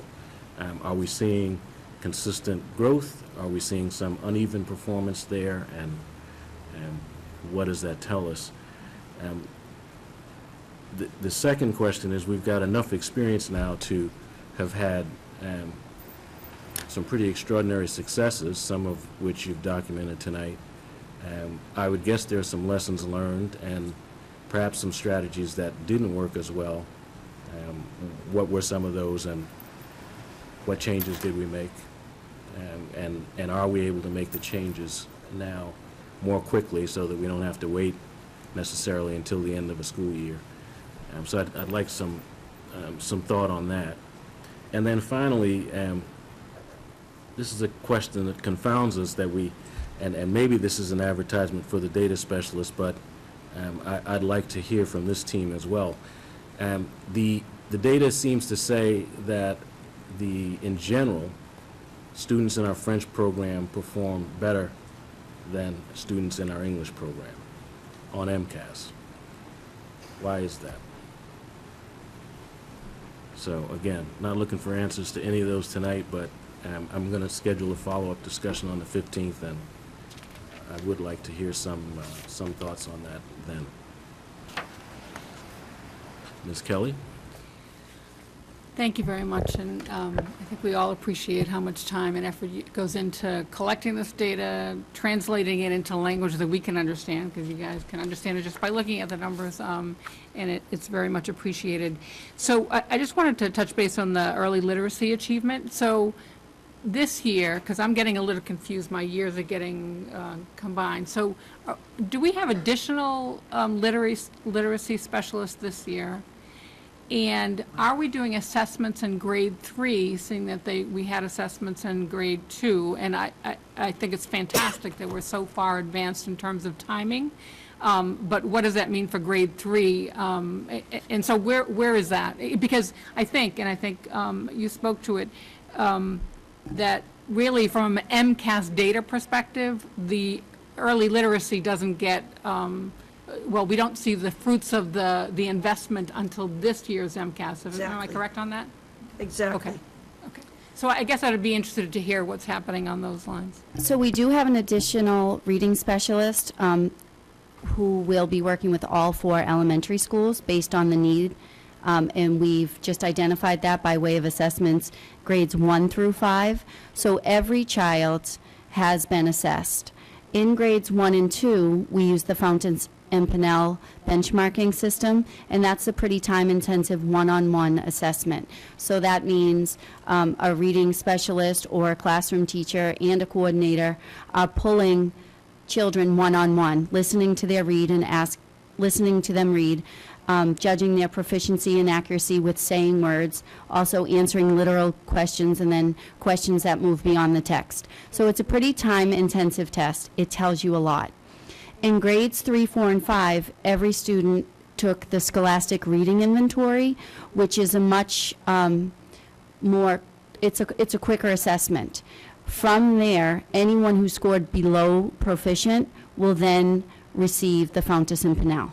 So any student who's been identified as less than proficient in grades 3, 4, or 5 will have an additional assessment. The reason we would give an additional assessment is because the SRI doesn't tell us so much about the specific reading skills or where the reader gets confused. It just tells us if they're proficient or not. When we give the Fountas and Pinnell, we identify where the weaknesses are and what type of supports that reader needs. So anyone who scored below proficient in grades 3, 4, or 5 will have an additional assessment, and then will receive targeted instruction appropriate to their needs. And to that point, Ms. Concanon, Ms. Kelly, the reading specialists through the advancement budget were targeted grades 1 and 2. And so you are exactly right that the additional reading specialist this year is targeted to grade 3.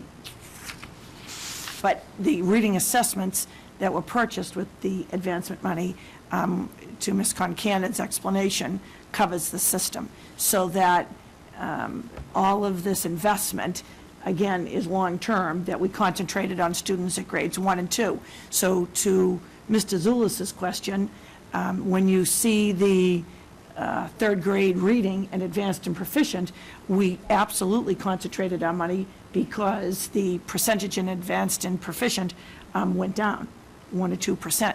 We're hovering at the same. So what we look at now with the children coming up, having had the reading assessments, the reading specialists, and now the reading specialists targeted at grade 3, we look for improvements just like have been detailed for you tonight when we implement those targeted instructions.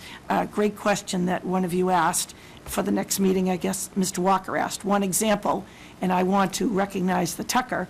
The Tucker has Title I funds, and so they're able to put advancement type issue ideas into the Tucker because of the extra funds over the years. And the Tucker looked at the data and analyzed the data for the different students that were in the different before-school, Saturday, vacation programs, and they realized that in the after-school homework, that influx of funds and targeted instruction was not resulting in increased achievement. And so, as a team, we meet district-wide, we go out and meet with each leadership team. They're finding out where those targeted funds really benefited student achievement and redirecting those funds, and to your point, not having to wait till the end of the year, but getting those assessments. So you asked indirectly the exact questions. Were the funds put in the direct place? I could come to you and say 99% of our third graders were in proficient and advanced. We identified the funds at the right area based on the data. And this year, it should be noted that Martha Winokur, our consultant, will be working with third grade teachers. So her work has primarily been with grade 1 and 2 teachers. We're growing the program, so she'll be focusing on the grade 3 teachers this year. And so I guess as a request, again, to the point in the discussion about we have new students come in all the time, I think in terms of that measurement of the internal assessments to seeing how we're progressing, breaking out students who have been with us since the first, second, through the first, second, and third might be very advantageous just to see how the core program is working. Not that we shouldn't be working to get every child to proficient by grade 3, but I think that would be useful. And then the one other question I had was on the science support at the elementary for the kits. I guess my question is, in other districts, is that how they do it? Or, are we looking at this differently because our resources have been limited in the past and therefore we went to a kit model, et cetera? So I guess I'd just like to know how other districts do it. Dr. Spalding has firsthand knowledge on that. So my sister is the science materials manager for the Cambridge Public Schools and has been that for a while. And there's been a lot of research done and a lot of conversation at the national level for a while now, 15 years or so, about what is the most efficient, effective model of getting science into elementary classrooms. Because again, at the middle school or at the high school, you actually have science classrooms. At the elementary, you have rugs with reading corners and tables and desks and sinks and sand tables and things like that. And there is a lot of other things going on in the classroom. And so to dedicate the space and all of that to do science in the way we would hope it would be done at the elementary level, it has been found that a kit-based model is the best in terms of getting achievement results. And so, there are some things that go along with that, like then you need someone to actually manage those kits. And refill them and restock them as necessary and that kind of thing. And so districts who have kit-based models have some system for doing that. There are, and I did some of this research with Christy Chiapetta and with Bernadette Moonen, there are some districts who pay a service to have, kits. They say, these are the ones we need, they get delivered, they get picked up and taken away somewhere to a warehouse and brought, and that tends to be very expensive and is an ongoing cost. And most districts end up managing them somehow, internally with someone along the lines of a science materials person who does not have to be a certified teacher. It can just be someone who becomes familiar with the systems of, setting up a system of materials coming back, getting restocked, ordering, things like that. So to that point, I have always been an advocate of a science teacher at the elementary, just because I think elementary teachers have to be specialists in everything, and in that their core is really the science, the reading and the math, that having a science specialist would be a better investment. And so I guess when we start talking about having someone to take care of the kids, I would actually prefer they be a science teacher, that maybe somehow some part of their time be devoted to the replenishing and ordering, et cetera, but they also could support the teachers in the classroom. But that's, for discussions later. Ms. Bagley-Jones? So to follow up on what you said, Holly, the amount of work that you all have put into this is incredible. And especially, what is it, how many days of school? 22, I believe. 22, and all the kids on the elementary level have been assessed? Is that what you said? Yes. Okay. So, I mean, it's just incredible that you opened your schools as well as you did, and you were doing all this, and you were getting all the work from last year organized. I mean, it's just amazing to me. I also think that the work, Mary always talks about her leadership team, that you could talk about the high school to the elementary to the middle school, and I really saw that tonight in practice, that I really feel like you all really made this presentation come alive to me on all the different levels, and that I heard it from all of you, not just elementary or middle or high school, and that's really remarkable. Mary's been saying that for a long time, but I really, really saw it tonight. And I also hope that, I guess these are more observations than questions, I also hope that your staff, and I know you tell them, but I want you to tell them that we are saying thank you for the incredible work that they put into not just this presentation, but the kids that are represented in this presentation. It's amazing, and I really like the fact that we focus, you've talked a lot about the growth model versus, how many kids scored at what level, because the growth model is about the individual kids, and that's what we're all about, right, is the individual kid. So I really appreciate that, in knowing that you're trying to move kids from needs improvements to proficient to advanced. It's not all just about getting up into advancement, it's growing, and that, I know when my two kids went to the school and they grew their growth model, that was really a big deal, and very much attributed to the teachers that they had. So I really appreciate that. And the last comment was on the enhancing the literacy achievement. What page is that? 27 and 28. I think it would be helpful, and not to make more work for you because you have already done so much, but you have very specific things in here about what you need.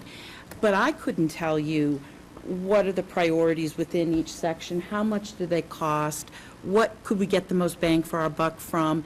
And again, I'm not trying to make more work for you, but as we go on through the budget year, just these 2 pages alone, to sort of cost out or have a sense of what would this cost us, and of what it would cost us, what would be the priorities.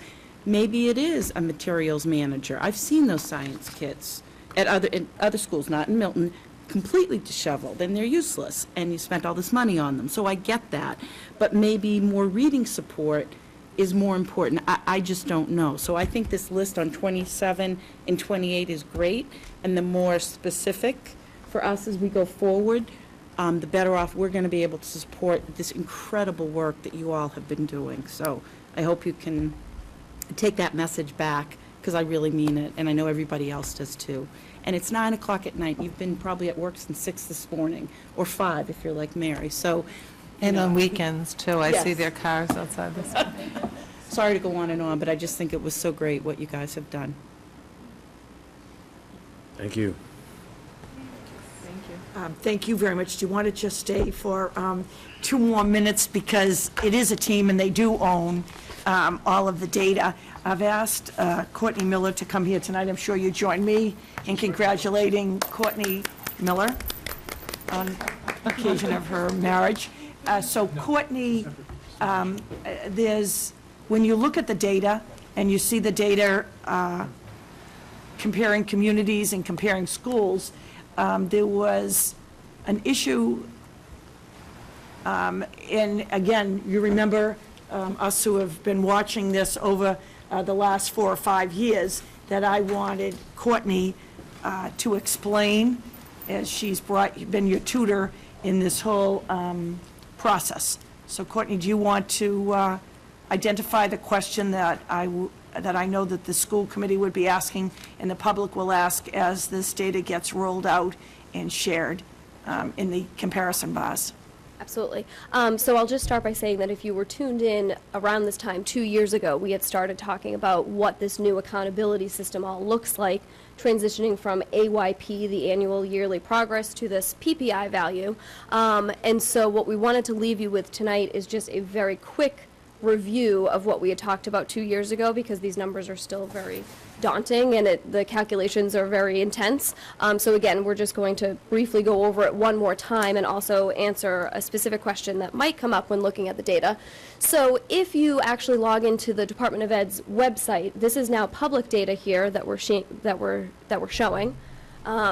So if you look at the accountability slides, you can see that we're actually looking at what's called a cumulative Progress Performance Index, which takes into consideration more than just the actual MCAS score itself. It's more than just did they score in the warning, needs improvement, proficient, or advanced category. It's actually a conglomerate of a bunch of different data. So I wanted to start by, again, just reviewing what goes into some of these scores. I don't know who has the advancer. And you have this handout in your... Looking at this slide here, it's just outlining all of the different categories that go into that PPI value. So we'll start talking about just the annual PPI first. So it's a conglomerate of the actual CPI value, that Composite Performance Index, which is what we're all used to. That is the actual MCAS score, which is given to us for ELA, math, and science. But it's also your student growth percentile, so we're putting both of those in place, as well as extra credit points, whether those extra credit points are earned from moving students from that warning or failing category out of that category, or moving them from proficient into advanced. And then additionally, and this is specific for the high school level, the dropout rate and the graduation rate. So all of these different components go into that annual PPI value. So if we go to the next slide, thinking about each of those categories that was on the previous slide, each category is assigned a point value in 25-point increments. So you can score a 0, a 25, a 50, a 75, or 100, depending on how the individual group that you're looking at, whether you're looking at all students at one specific school, or if we're looking at just a specific subgroup at a specific school, or if we're looking at a subgroup as a whole for the district. Depending on what group you're looking at, there are different targets for all of those different categories. And so depending on how the group did achieving those targets, they would score the 0, 25, 50, 75, or 100, where 0 was a decline in the goal. 25 points was no change. 50, you improved, but you were still below the actual target that you were supposed to hit. 75 is the goal number for everybody. 75 means that you're on target, and then 100 points is above target. So if you think back to what all of the principals were talking about, some principals talked about differences in CPI values, so they were focusing mainly just on that MCAS score. Other principals were talking about earning 100 points. So earning 100 points wasn't just the MCAS score, it was also the student growth percentile. And did we earn extra credit for moving students from one bucket into another? So that is how the annual PPI is calculated. But we still haven't gotten to the actual numbers you see on that main slide yet. So if we go one more, what's actually reported out each year is the cumulative PPI, which is a combination of the annual PPI for the past 4 years.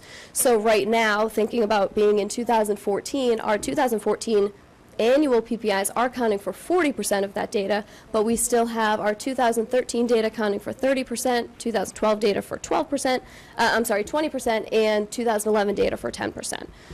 So we have to think about all of these factors that go into those numbers that you see immediately when you start looking at some of the district and individual school data that's actually posted by the Department of Elementary and Secondary Education. So what we have here, again, it's just a taste to remind everybody how these calculations are made. So what you're looking at here is the district data. So it's not an individual school, it is the district as a whole, and it's diving into just the all students category. So if we look at the all students category, if you look over on the right, you can actually see where we were earning the 0s, the 25s, the 50s, the 75s, and the 100s. And then towards the bottom, we can see how we're actually taking into consideration data from the past 4 years to end up with our final cumulative PPI value of a 68. So again, moral of the story, we have a lot of components that are going into these numbers. And my final thought is when you are looking at the accountability slides for the district and then also comparing them to the accountability slides for the 6 individual schools, a lot of people might think that the district should almost be an average of our 6 schools, which is just not the case because of some of these calculations. So when you're looking at the individual schools, you might see that the cumulative PPI bars, so those blue bars that you're seeing on the accountability slides, are much higher than what might be at the district. Or vice versa. You might see that one category is very strong for the district, but then teasing it out in the 6 different schools, it might be a little bit lower. And again, that's happening because when you're looking at individual groups of students, and a group of students could be all of the students at one specific school, they have one target themselves in all of those different categories, whether it be the CPI, the student growth percentile. They have different numbers of students that they need to move from one category to another in order to earn extra credit points. So the targets are different for each individual school. So for example, we had talked about the African American Black subgroup earning extra credit points in both math and ELA, so earning those 25 points of extra credit. So even though the students at Pierce may have earned that in extra credit, if we think about the African American Black subgroup for the district, they may not have earned that because they needed a different number of students in order to get those points. So if we want to just quickly go back to the first slide. So again, just looking at the district's accountability slide, in particular looking at the all students bar, which is that top subgroup, it says 68. So that is our annual, our cumulative PPI. So a lot of data going into that. But if you were looking at these accountability slides for the 6 individual schools, that bar is actually much higher at the individual schools, again, because the targets change when you put different numbers of students together. And so would you detail one other point? We had a recent Globe Metro article that I put in the school committee's packet, and there was many school districts that were level 1, or schools that were level 1 have gone to level 2. And I asked the reporter the feedback that he got, and he said many superintendents discussed the Common Core as opposed to the state standards. Many superintendents discussed when you get to an actual level, it's hard to improve. I discussed the work that you had put in to the advancement budget and with the subgroups, but with Milton High School, I wish I had had that slide to put up. Could you and James Jett explain why Milton High School went from a level 1 to a level 2 based on participation? Sure, and you can jump in. So if we were looking at the accountability slide for the high school in particular, you would see that we were a level 1 school, but if you look right next to where it says level 2, and I know this is the district slide, but they explain why you were a level 2, and for the high school in particular, it was on participation rate for the MCAS exam. So for the African American Black subgroup, so it was on participation rate, not on narrowing the proficiency gaps.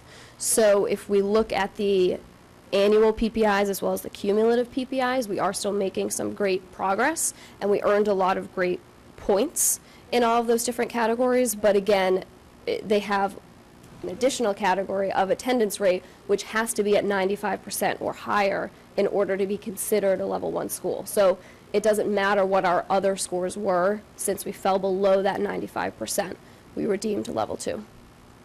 And without getting too detailed, because then we would be identifying individual students, we had students who missed the test for a wide variety of reasons, whether they were concussed and they weren't able to do it, they got medically excused, whether a student had some sort of social emotional issue going on and they weren't able to come in and access the test. And then we had some unique situations where a student just wasn't present in the building. For the most part, every student at the high school, as with any other school, they take the test on a regular basis. So it was unfortunate that happened. We have already had a plan to talk about with Scott Devlin, our MCAS coordinator, with our guidance staff, to really make sure we know who's in the building, who's not taking the test, when, why, what can we do to support them, to get them in, and trying to identify them even earlier. So on that point, there are no excuses, so it doesn't matter why the participants weren't there? It just is or isn't? Well, there are excuses. Like we had one last year. I could say this because that student's no longer here. That student moved in from another country. English was a second language, but he moved in as a senior in November. But in order to get a high school diploma, which he wanted, then you have to take the test. Under normal circumstances, they have an extra additional year to take the test. So there are a number of reasons why. And then what's unique about the reporting, they give you a discrepancy period from this summer. It was August 7th on a Friday at 5 o'clock to August 14th on 5 o'clock. And you have to really go through all of the data and find out and backtrack why the students aren't taking the test. And we we look under every stone, turn every corner to try to figure out all of these answers, and you submit appeals for that.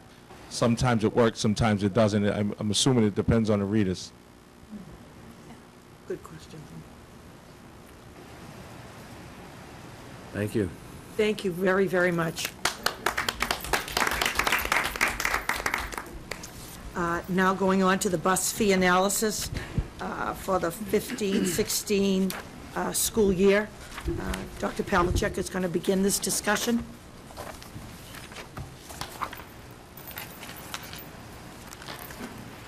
At the last couple finance subcommittee meetings, we've started to talk about this issue, and there have been a number of questions raised about it. I just wanted to give a little...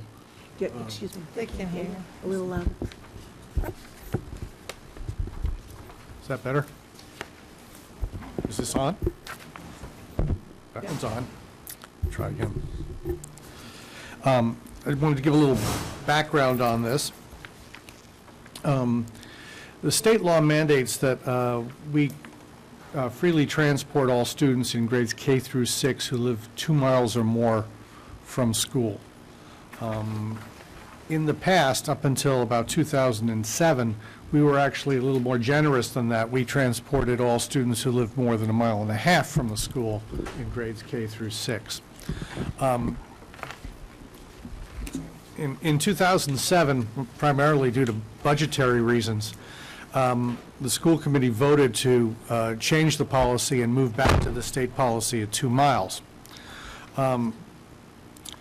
A consequence of that was that for folks who lived in East Milton, almost none of them were more than 2 miles, K-6 students from the Collicutt School, for instance. There were some 6th graders who were going to Pierce, who of course were more than 2 miles, but basically if you lived on that side of the expressway, only the very corner down at Thistle and Cortland by the expressway were more than 2 miles from the school and were eligible for a bus. The policy in the past had always been that we would arrange buses for those who had free buses, and then we would sell the rest of the seats to people who were within the boundaries, but would charge a bus fee and fill the buses up rather than run the buses half empty. Well, when the change was made from 2 miles to 1.5, not only did people on that side of the expressway not get free buses, but there weren't really any buses to sell seats on because there weren't any buses going over there. So it was sort of a two-sided sword there when that happened. The solution at the time was to institute what we called the East Milton Shuttle. The shuttle had only 2 stops. One is in front of what's now the Santander Bank on Adams Street. The other was over Squantum Street by Hurlcroft, just behind St. Agatha's. And so what happened is the kids would congregate at those 2 places.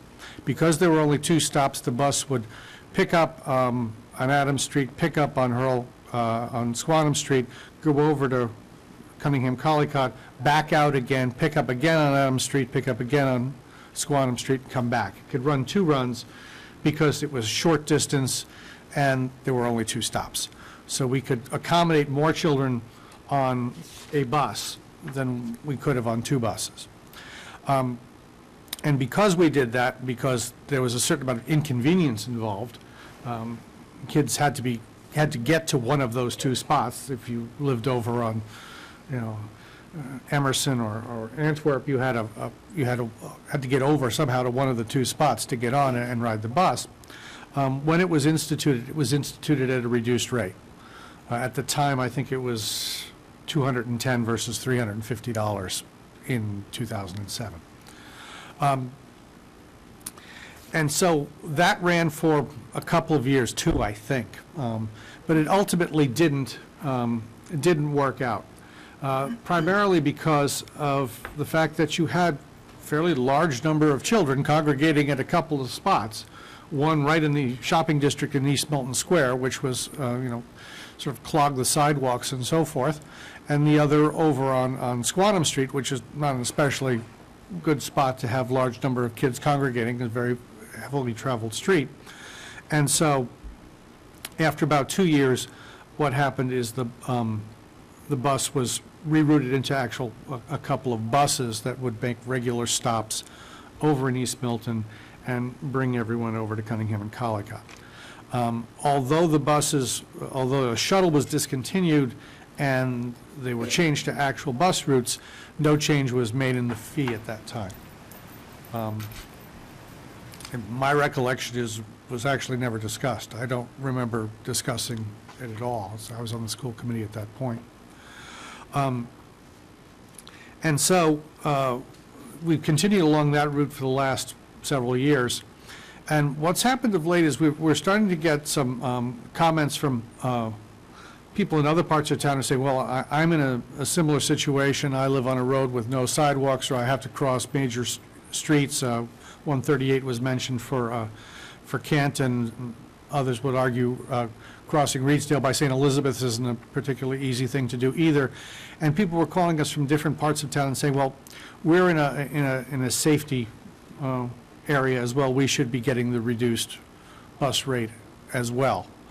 And I think what happened is it confused the issue of having the bus to East Milton, which we did for safety reasons, versus reducing the rate on the bus for East Milton, which we did for financial reasons because we could run 2 trips with a single bus. And so that has, over the last 2 years, raised itself a couple of times with various different discussions, and that's what generates our beginning of a discussion tonight as to what do we do about the relative bus rates on the different buses. Do we continue to offer a reduced rate for the East Milton buses, or do we offer a single rate for all buses, of the theory that all students are getting the same service in that they're all getting a reasonably close pickup to their house and transported to schools? And so that's the background for our discussion for tonight. And over the couple meetings of the Finance Committee and a couple meetings within the administration is making the recommendation that we equalize bus rates across the town. So I'll turn it back to the superintendent.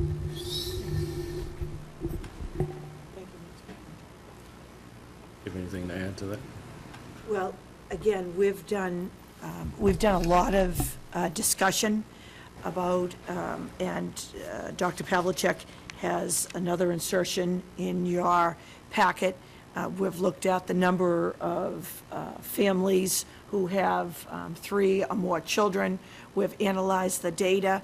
We've spoken to Finance Subcommittee about where we have crossing guards, to the point the gentleman, Mr. Kelly, spoke tonight about 138 and how we do have a crossing guard on Route 138 by the Tucker School. And it really wasn't an issue of safety when we went back to the history of this. It was a matter of the reduced rate was because of the shuttle. And the shuttle became, in itself, the spots weren't safe. And so that's why we started to get calls from individuals that, and we weren't prepared to say Smith Road's more dangerous than 138, that's more dangerous than Edge Hill Road.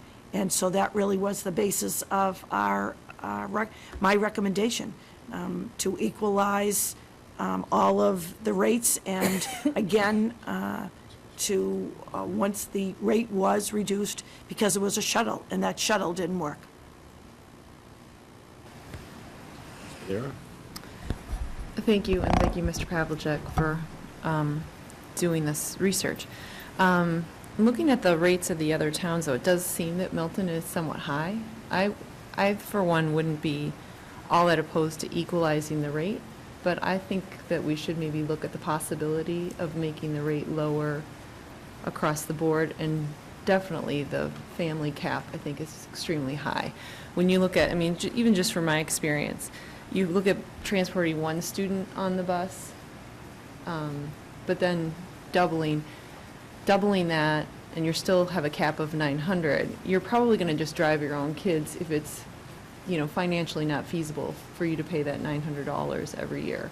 And I think that safety in general, if we have more students taking the bus versus driving in or some students walking in unsafe locations, it's always the better option. And we've looked at other towns, it seems like we might be on the high side. I do think it would be a good policy to try to make the bus a more reasonable option for more people by lowering the cap and maybe lowering the fee. I don't know if maybe we could look at what the financial ramifications of that would be. Like, I mean, I looked at, so our number right now is 375 and 900. Saying with that same ratio, if we lowered the fee to 300 and 700 as a family cap, it kind of keeps the same ratio and keeps us more in line with other towns. I mean, as an elementary parent, I look at a lot of the elementary schools. There's a lot of drivers. There's a lot of unsafe situations.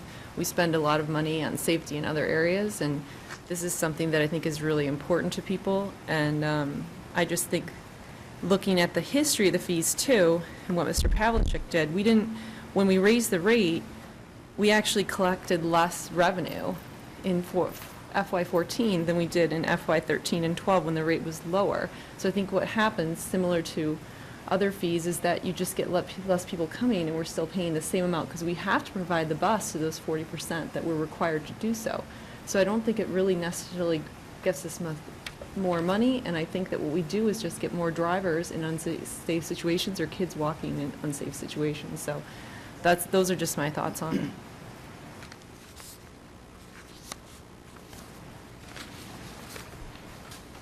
Ms. Sheridan? So I have a question. Are we going to take a vote on this tonight, Mr. Walker? Well, I don't know. If Ms. Padera has a motion, perhaps, but I don't know yet. Okay. Right now, we're in discussion. Okay. So I was thinking similarly to Becky about the whole the rate of diminishing return, where, you know, as the price goes up, then fewer and fewer people participate, families participate. But I've always been intrigued, and I think the number has increased certainly since my kids were little, about the number of people who drive their children to school. And I wonder if that is because of the fees, and I don't know if it would be a worthwhile endeavor to just do a quick survey of parents to find out, you know, do they drive their children to school? Why do they drive them to school? Does it have to do with the cost of transportation? Again, my children are older, so I don't have really a sense of that right now, but it is pretty astonishing to see how many cars are lined up, dropping off and picking up every day when we do have transportation available. So that would just be one thing to consider. And just looking at, I think for me, having whatever decision is made be equitable across town, because I heard from parents as well, what you said, Glenn, the point about, you know, other parts of the town, people were responding and saying, well, my situation isn't safe either, you know, where kids are being picked up. So I think that, you know, whatever decision is made really should be equitable across town, so. Ms. Bagley-Jones? I think, too, I mean, I would agree with you about the equitableness. I'm not sure, I'm not on the finance subcommittee, so I don't know what it would set us back if we did go lower than what's being recommended. I mean, when I look at the list here, and there are definitely some towns that are lower than us, but am I reading this right, that Hingham didn't have a response? Does that mean no cost, or they just didn't respond? It says NA. NA on that chart means they don't charge. Okay, so Brookline and Hingham don't charge at all. Okay, that's interesting. I wonder where they get that from. But then we look at Wellesley at 500, Sharon at 500. Am I reading this correctly? Weymouth at 325, Winchester at 525. So it seems like either some folks are just paying for it all, or, you know, we're charging a fair amount of money. So if we could decrease the amount, obviously it should be equitable across the board. But how much can we afford to decrease it by? I don't know. As a working parent, I didn't use the bus when my kids were little because they had to go to the after-school program. So I had to pick them up at the after-school program. When they got older, they took the bus because they could get home by themselves from where the bus left them off. So for me, it was always about working and needing them picked up. So I don't know if we can really poll we could poll parents, but do we have the time to poll them in terms of the money that we need to come up with now? And that would come from Finance Subcommittee with how would this impact us if we did decrease this fee? Ms. Kelly? So just a little context, this is a proposal for next year's fee. It wouldn't impact this year, that's first of all. Second of all, every dollar that out of the operational budget that we spend on a bus is a dollar we're not spending on teaching and improving our educational system. Additionally, Milton, because I think our system has gone to great strides to equalize classroom size, but it's complicated compared to some of these other districts that we compare ourselves to by the whole French and English. And so there's a bus, I believe, in Ms. Gorman, please tell me if I'm wrong, that goes into every one of our neighborhoods that visits both Glover and Tucker and Cunningham and Collycott.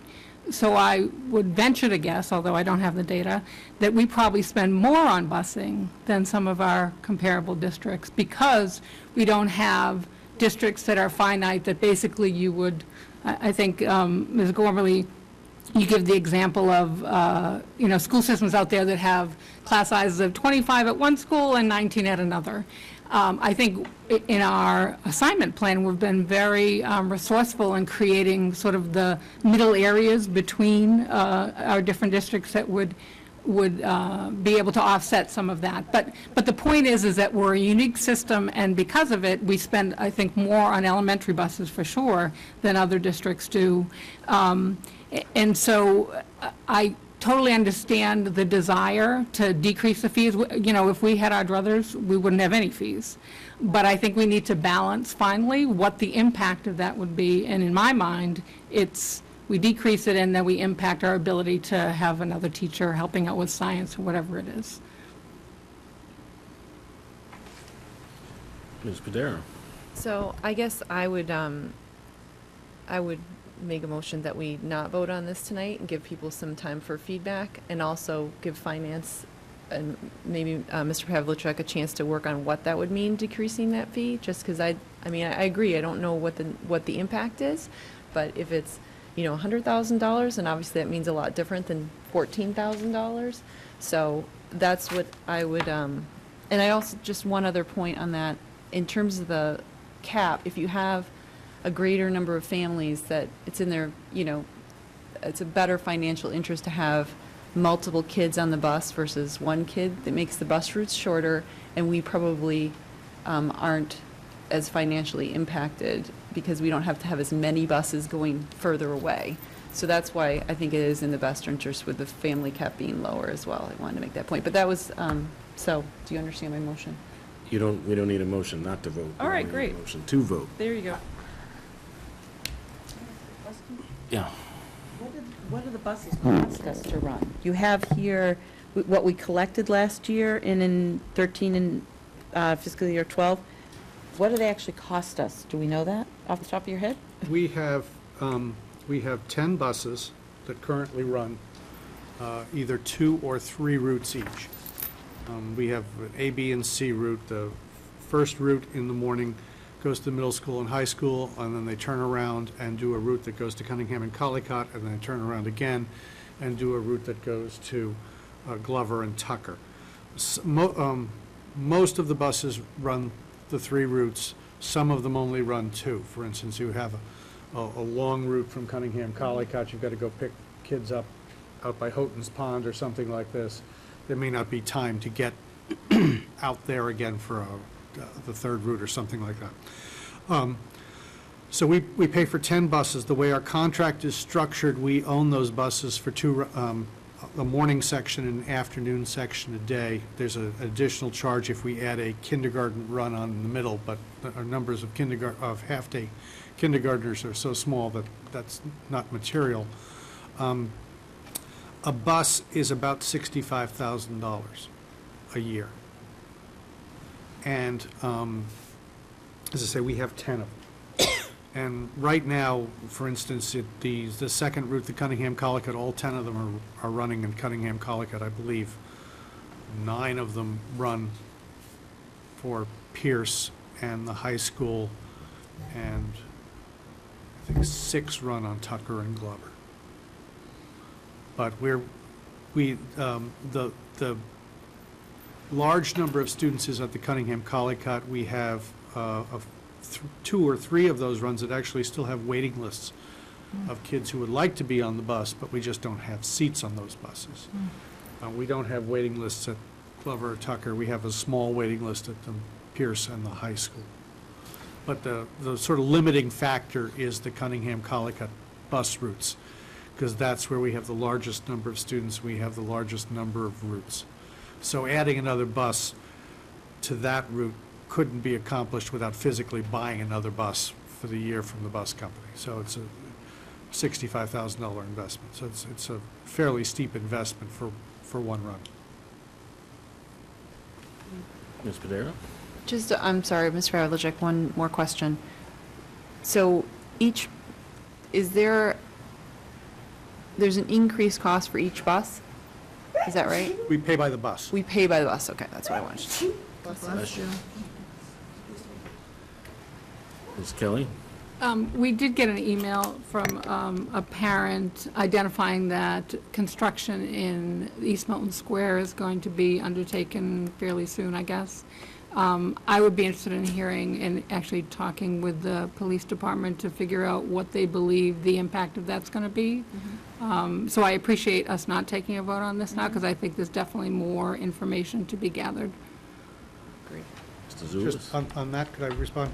I contacted, left a message to the police chief this afternoon to talk about exactly that, to point whether we would be able to have crossing guards in East Microphone? I Milton. don't think they can hear you. Whether we would have crossing guards at East Milton Square, or possibly redeploy some crossing guards we have. I know the police chief has some difficulty recruiting crossing guards. They're apparently hard to come by. But whether it's at least during construction or at some point adding or redeploying. So I left a message with him today, hoping to talk to him in the next day or so and try to get some feedback on that. Perhaps we could request that it be part of the project itself. Mr. Zulus? So I find myself in the uncomfortable position of disagreeing with my triathlete colleague and my finance chair. I think reviewing the bus fees to see whether we pay too much and whether they're set at the right rate is a worthy endeavor, and we should do that, because some of those figures were striking. I think that's a separate issue as to whether we should have a uniform rate across town, for a lot of the reasons that you identified, Glenn. There are individuals on other streets who may not say that their street is even as dangerous as East Milton Square, but they may say, well, it's not as dangerous as other streets in town, so I should pay less than those streets. So you could end up with rates on a continuum if you go down that route. That's really the logical end to that. So I don't think we're at the place where we set bus rates by safety. Apparently Canton does. I was unaware of that, but apparently they do. It doesn't seem like we do. It seems like it might create a lot of problems determining which street is more dangerous than others and which deserves to pay more than others. I am sympathetic and empathetic with East Milton Square parents who are concerned about the safety of their children. I am, and certainly I can applaud those who would spend their time and their energy and their effort to advocate for their children. But on this score, it seems like a uniform rate across town is the fair thing to do. And if we're talking about safety, it's a separate issue. I went out, I took the suggestion of the Precinct 7 town meeting member, Cindy Christensen, and went out to East Milton Square this morning and spent some time. It was after most of the kids had left, because I'd done my drop-off at Cunningham and Collycott. And I'm certainly no expert in what's dangerous and what's more dangerous and what's less dangerous, but I had a chance to talk to the crossing guard there, And she's the crossing guard who is at the Milton Cleaners, right at the Milton Cleaners, right at the corner of Granite and Adams. And she apparently has been a crossing guard for 13 years, all around town. Katie is her name. She said I could use her name.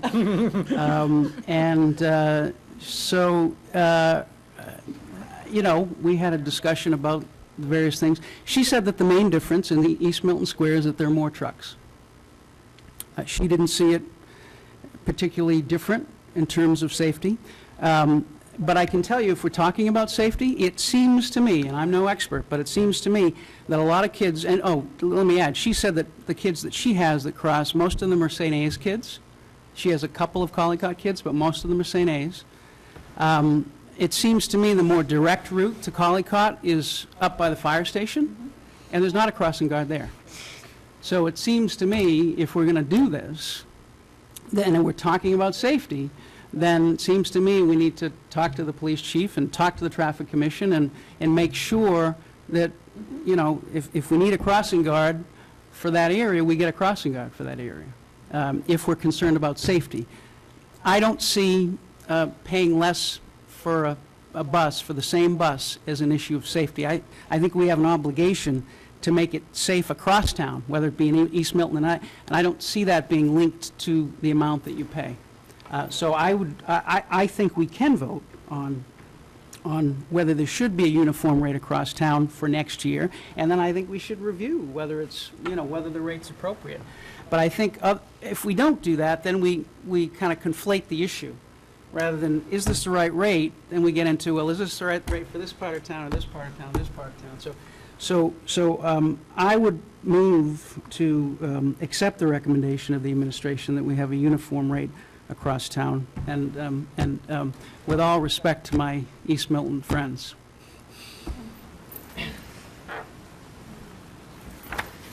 Ms. Padera? I'm just going to excuse the fact that you didn't have your little espresso cups to not hear what I said, because I didn't say we shouldn't have a uniform rate. I said we should have a uniform rate. But Right, what the I know motion is what the rate should be. So I think we should review the rate, but I don't want to vote on, because that motion is with a rate in place, and I think that maybe we should look at whether that's too high. So I don't have a problem with having a uniform rate across the district. I agree that we can get into a lot of different things with where it's safe and where it's not. And you know, I honestly have been looking at the bus situation for a while, because I do think that there, you know, I would like to encourage more kids to take the bus. I think there's a lot of driving, as Ms. Sheridan said, and that was one of the reasons we wanted to look at other communities, and it does seem we're a little on the high side. And like I said, especially with a family cap, because a lot of families, they can pay for the first student, or maybe, you know, kindergarten is no fee at all, and then after 2, it just doesn't make financial sense. $900 for 2 kids, you can just, when you can drive down the street, you're going to find a way to get there, because that might pay for 2 sports or, you know, something else. So I'd just like to look at it and also give people a little bit of time to give some feedback. It's not about whether one rate should be higher or lower, but whether our rate is feasible and reasonable for people to take the bus that want to. Okay, there's a motion on the floor. Is there a second? Can you repeat the motion? So the motion isn't for the number. The motion is to accept the recommendation to set a uniform rate, whatever that is, a uniform rate for all the paying riders in town. That's not what that is. That's not what that is. The proposal does have a dollar amount on it. It does have a dollar amount. Well, the recommendation, that's the recommendation, to set a uniform bus rate. Same fee, and then it says the fee. So Yeah, Right. it does. Where's that? The top, the proposal and the There's a rationale. proposal. Oh, see, I'm reading the recommendation at the bottom. Anyway, my motion is to set a uniform, regardless of what my motion is the recommendation at the bottom of the memo, which is a recommendation to set a uniform rate for all paying riders across town, without setting a number. I think we should just wait so we can do it all at once. But that's what I'm just saying. I'll second it just so that we can proceed, but. You don't have a chance. Well, You go for it. well, as long as you agree, you're just not willing to vote. Motion has been moved and seconded. Discussion? Yes, discussion. Ms. Bagley The way Jones. I saw it was, it's the same rate is the issue, the fee, and then the crossing guard. Because people seem to think we're in charge of the crossing guards and that we pay the crossing guards, and we don't. The police pay that. So who said it about having you said it, Mike, I think, about having the traffic people and whatnot. I'm not being very articulate. It's like, but that to me seems just as much as an issue. The fee is huge, and the 900 for a family is huge. Having a fee, we have to have a fee. But could we look at, of course, we're going to do the same rate, then what the fee should be, and then how do we get crossing guards where we need them? Because we can't do this all alone. I lived in East Milton for many years, and it is dangerous, and you do cross up by the firehouse, and it's still dangerous. But then crossing Route 28 is I mean, we could go on and on about where it's dangerous to cross. So how do we get crossing guards out there, I guess, would be my concern. I'm not voting against your motion. I'm just saying I don't think that's the only issue about it being the same rate. It's a very important issue, and I would agree with you, but how do we also move on the crossing guards? Okay, we got a number of things going on here, but on the motion, all in favor? Opposed? Motion fails. I abstained. Doesn't matter, the motion fails. I want that on the record. Okay, so I wasn't voting against you. At least two members have asked that we defer voting on this matter tonight. So I think that that's what we'll do. We will give the superintendent and Dr. Pavlicek time to analyze the cost or the impact of reducing the fee. We will look into whether we can influence the assignment of crossing guards in numerous places, not just in East Milton. And we will give the superintendent time to consider whether she wishes to make the same recommendation to us or a modified recommendation. That will occur over the next 2 weeks, and we will take a vote on this matter at our October 15th meeting. Sheridan? So for those of us who don't have the benefit of being at the finance subcommittee meetings, if there is, discussion that happens at those meetings that you think would be helpful to report back to us, because I think that this is a rich conversation, and I think that, so when we do come up to this again, I'm sure a lot of conversations will have happened at your subcommittee meetings. If we could get notes about it or some, minutes of the meeting or something, just so that we're kind of on par with the information that you might have, so. Okay. Just a Happenings? question. Happenings? Oh, excuse me. Briefly, I know the hour's late. Today at Milton High School, we have what individuals have told me is the largest exchange program in the United States. Steve Shapiro has worked for 9 years. We had 250 high school students from Japan here today. Our marching band entertained these students. Their headmaster spoke to the students. Janet Sheehan told me she had the best day of her educational career, as she kept finding me when they exchanged their gifts that they brought from Japan, and the children from Milton High School gave their gifts. Friday, if any school committee member is available, at 9:45, you have to see this really to believe it, when they partner, when they get off these buses, and then they spend the whole day. And those who, English might be an issue, they're writing to one another within 3 minutes of the pairing up. And so it is a very, very moving experience, and one that I think changes Milton Public School children's lives, impacts them. I have a sister-in-law who's Japanese, and I said, I think every child at Milton High School has a feeling about Japan that we could have never had without having this experience. And so to Steve Shapiro and Kathleen Kelly, they have 20 juniors and seniors who, I thought one of them was a high school teacher who had gotten in here without having to be interviewed by me. They become the leaders of these groups, so it was extraordinary today, and you should be very proud. We have one more open house at Collycott School tomorrow night. to the viewing public last year, really at the urging of this school committee, one of their advancement initiative ideas. We had a book drive out front. I think every single school committee member drove up, and we received thousands of books that went into the hands, homes of families who don't have books. When this year we're now going to call that summer preschool reading. We decided the Zulus Summer Series. Initiated by the idea of Mr. Zulus. We thought it would be a catchy phrase. Those children who attended that reading program went home with books. And so, by popular demand, Saturday morning from 9 to noon, in front of the Collycott Cunningham, we've sent out several reminders. Any books that community members want to donate, we will guarantee that they're screened and go to the appropriate reading levels of students in the Milton Public Schools. It's a good thing you didn't take a vote on the name. I thought it was very catchy. I would have gave that to you. I thought it was catchy, and everyone would remember those preschool reading programs. National. Mention it probably violates our naming policy. I thought it was a catchy phrase for people to remember the preschool reading days in the summer.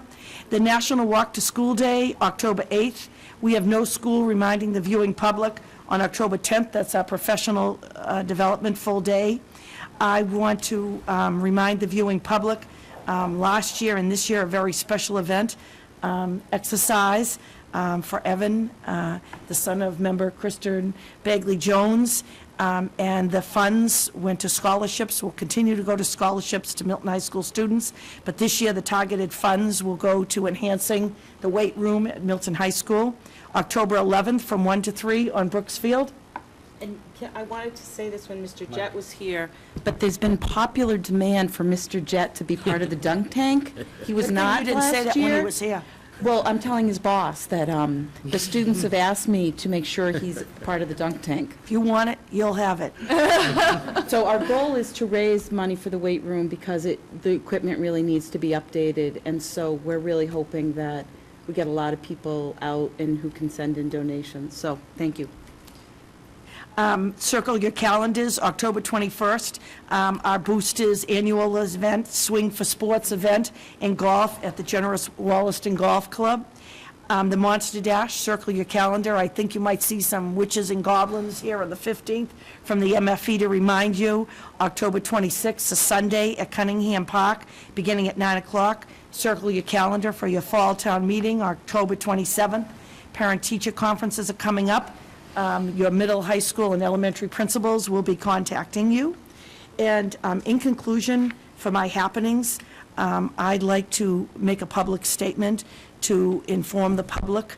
The school committee has been very supportive and let me communicate with them, but I want to communicate with the citizens of the town of Milton and the parents and guardians of the children in Milton and the staff in the Milton Public Schools, that I want to give you an update of an incident involving Ken Aubert, who retired from the Milton Public Schools at the end of the 2012-13 school year as a head of the guidance department at Milton High School. Mr. Aubert has been charged by the Norfolk County District Attorney's Office with 5 counts of larceny in connection with the collection of fees for advanced placement tests at the high school during the years 2009 through 2013. I want to stress a few points about this case and this, what's happened. First, when it came to the attention of the Milton High School staff that certain records regarding the collection and payment of fees for advanced placement tests appeared to be incomplete, we immediately reported the matter to the local law enforcement authorities. We have cooperated fully with the Milton Police Department and the Norfolk County District Attorney's Office during the investigation of this incident. Second, we have commissioned an outside independent review of our practices and procedures in this area to make sure that we are doing everything possible to prevent something like this from ever happening. They have explained to us, the auditors, that our existing processes and procedures around the handling of cash and, they evaluated our current processes and procedures around the handling of cash, and the developing procedures for strengthening our controls going forward. Thirdly, no student scores were impacted, and every AP test was administered. The allegations are in this case are of theft. Theft from the Milton Public Schools and theft from some of our students. Finally, we deeply appreciate, and I want to speak on behalf of the Milton Public Schools, the professionalism of the Milton Police Department and the Norfolk District Attorney's Office in this matter, and we will continue to cooperate fully with them. I hope everyone understands that because this is an ongoing criminal investigation prosecution, there are limits to what I know and to what I can say. So if you have any questions about this case, I would refer you to the Norfolk County District Attorney's Office.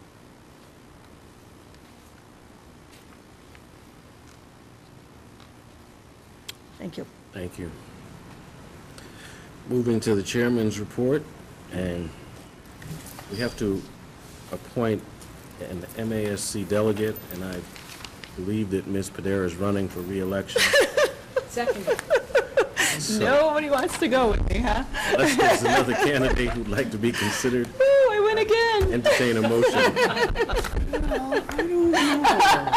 If you could just let me get through this, please.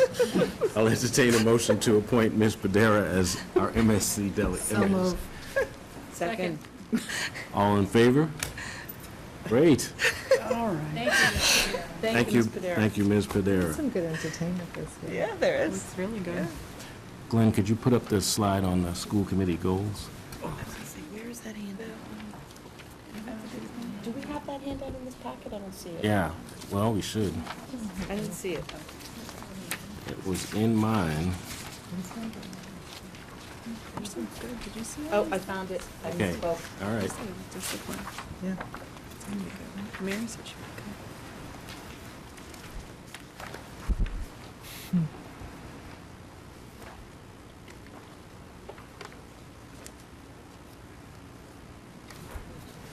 So this was the output from our August 20th retreat. Thank you all again for what I thought was an excellent planning discussion. We have 6 goals here. I get feedback on only 2, which leads me to think that we're okay on the other 4, but let's go one by one.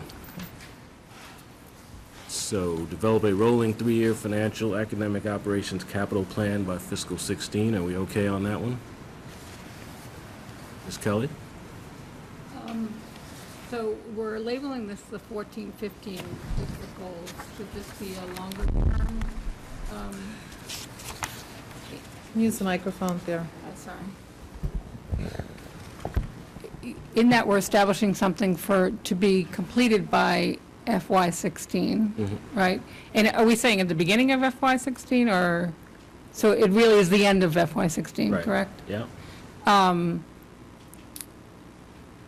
I guess I'm just wondering, should we identify what, if anything, maybe nothing, gets done this year? I'm trying to, in that we're saying it's our district goals for this school year, I'm trying to call out what are we doing this year? So I totally appreciate that some of these goals are longer-term goals and may take longer to entertain, but I guess it would be helpful, I think, from my perspective, to understand, you know, the process will start this year. I guess that's what I'm trying to get my hands around. Right. So each of these would have numerous sub-objectives under them and a timeline with milestones, but it's not really the way you write the goal. But if you want, we could detail under each one what happens when and what we think the outcomes are by fiscal year. But I thought what we were saying here is, these are things that we would expect to begin immediately, and with the completion date as outlined in the objectives. And that's fine. I didn't understand what the process was. So if these, because in the past, we've had goals similar to this, i.e. one sentence that we then try and figure out how we fit in, and sometimes we never fit in at all. And so I guess I would hope that as part of this process, we identify clearly what the expectations are for this year, next year, and the following year, if that's what's needed, so that at least we have a timeline and can start working on that. Right, so if we accept the goals, and I think we've been specific about end dates, summer fiscal year, summer calendar year, then that would be the next step.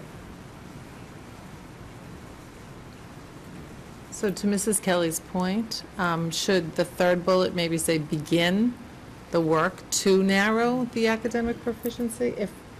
If you're trying to frame it so that it would be completed by the year end of fiscal year 17. Is that what you're saying, Mary? Well, I think the explanation that Chairman Walker gave basically says that we're going to dig deeper on all of these, and then I think it will become much clearer. Okay.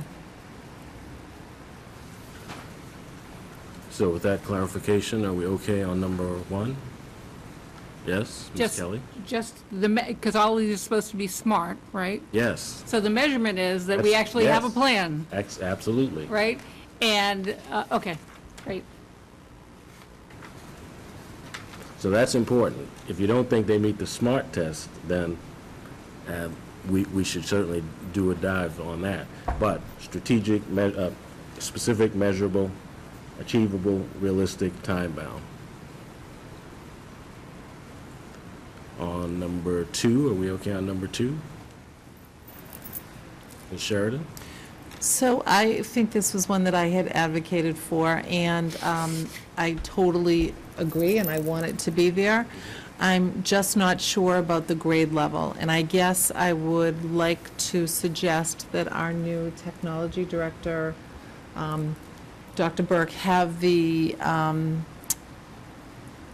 don't know if authority is the correct word, but, you know, she'll do a needs assessment at the beginning of, you know, as she enters into this role, to determine which grade level is the neediest in terms of coming up with a digital technology strategy. So I would say, we should accept this format with the caveat that Dr. Burke could advise us that there should be a different scope regarding grade levels. Or we could say for grade levels to be determined by the new. I'd say for the Milton Public Schools, and then she can advise. As you recall, we started out saying Right. for the Milton Public Schools, your thought was that's probably too big a job to take on initially. So I was trying to narrow the scope here.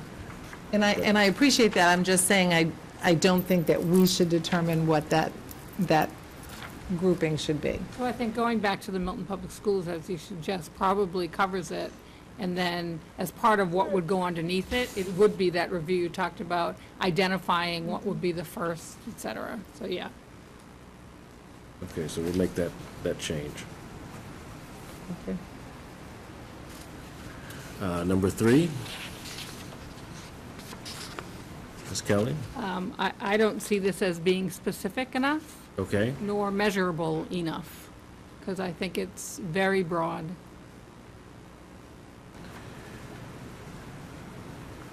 Well, that was partially by design, but let me tell you what I think we were trying to get at. We were trying to address 2 separate issues. One was where there are proficiency gaps by subgroup, we should address those. But there was also some feeling that participation may not have been as broad in certain subgroups, and we wanted to make sure we captured that too. But I'm willing to Yeah, I almost think entertain more two specific. Separate. I almost think it's 2 separate things, but that's Could just be. me talking. So proficiency and participation we should separate that out. And participation, yeah. Okay. Well, why don't we create a separate goal for participation?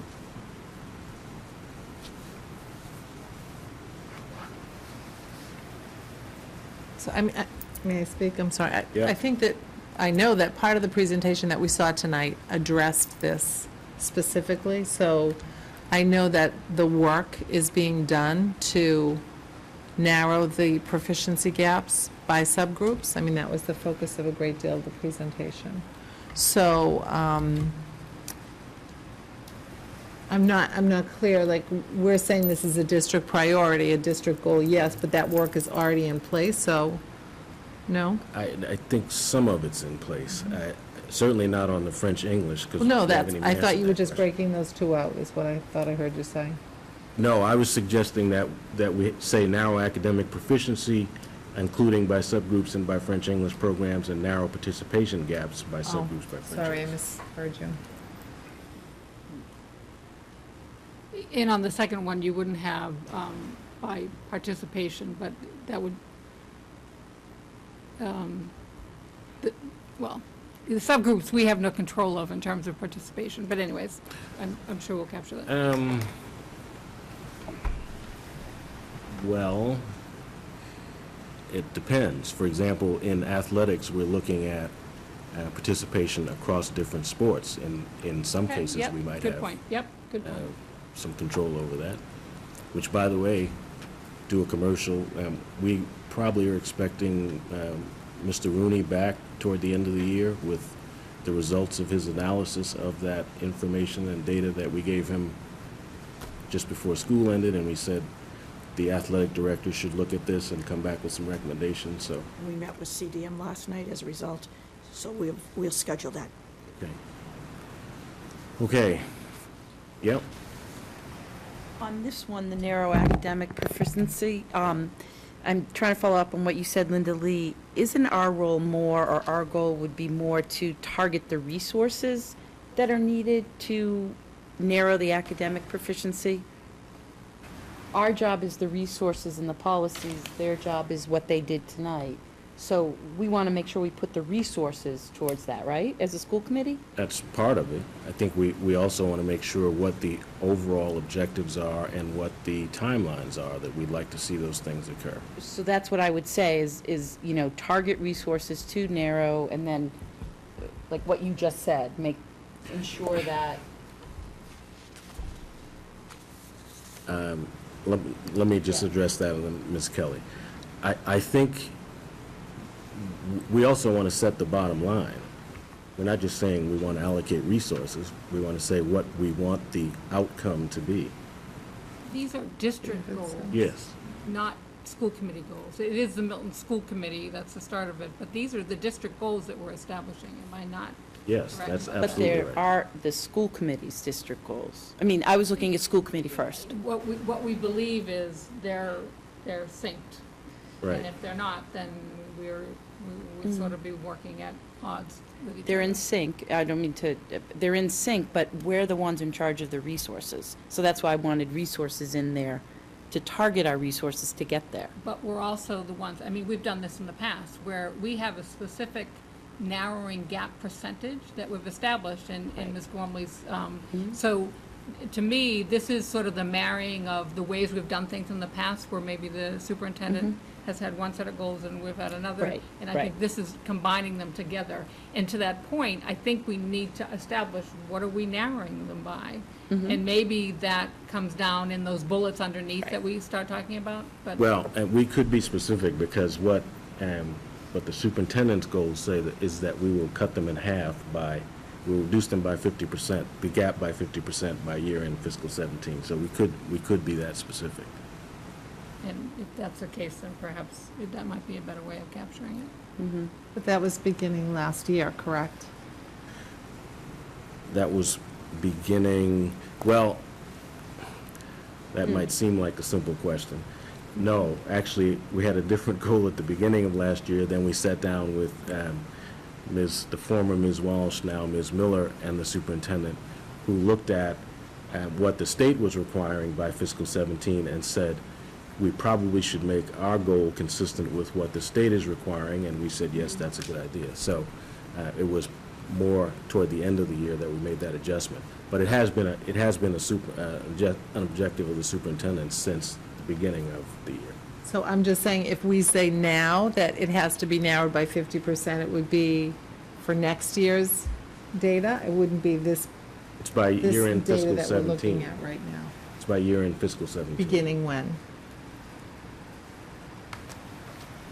We would expect the MCAS results for the end of fiscal 17 to be 50% lower than they are now. Then the data The that we gap looked would at be- tonight. Right, correct.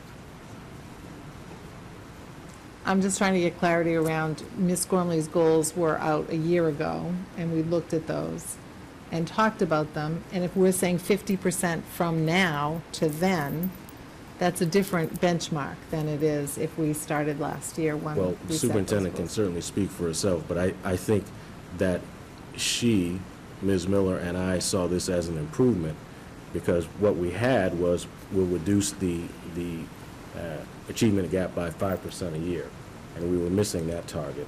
So I think we all felt that this gave the superintendent room to achieve the objective. But do you want to speak to that? So we use the target, which you can see from the previous presentation, that was created by the state. Right. And we're going to have that presentation within the next month. Yep. And which subgroups it was achieved for and which it wasn't. So are you comfortable with that wording? Yes. And I, to the point that I could come up with the measurable numbers, I have the target. I know what the target is for 15 now. Ms. Kelly?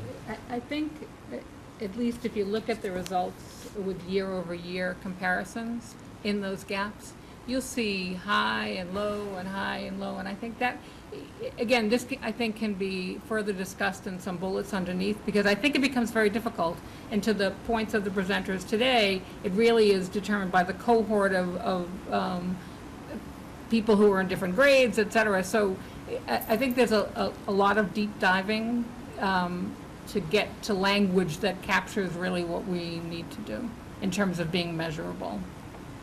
Well, I think that's right.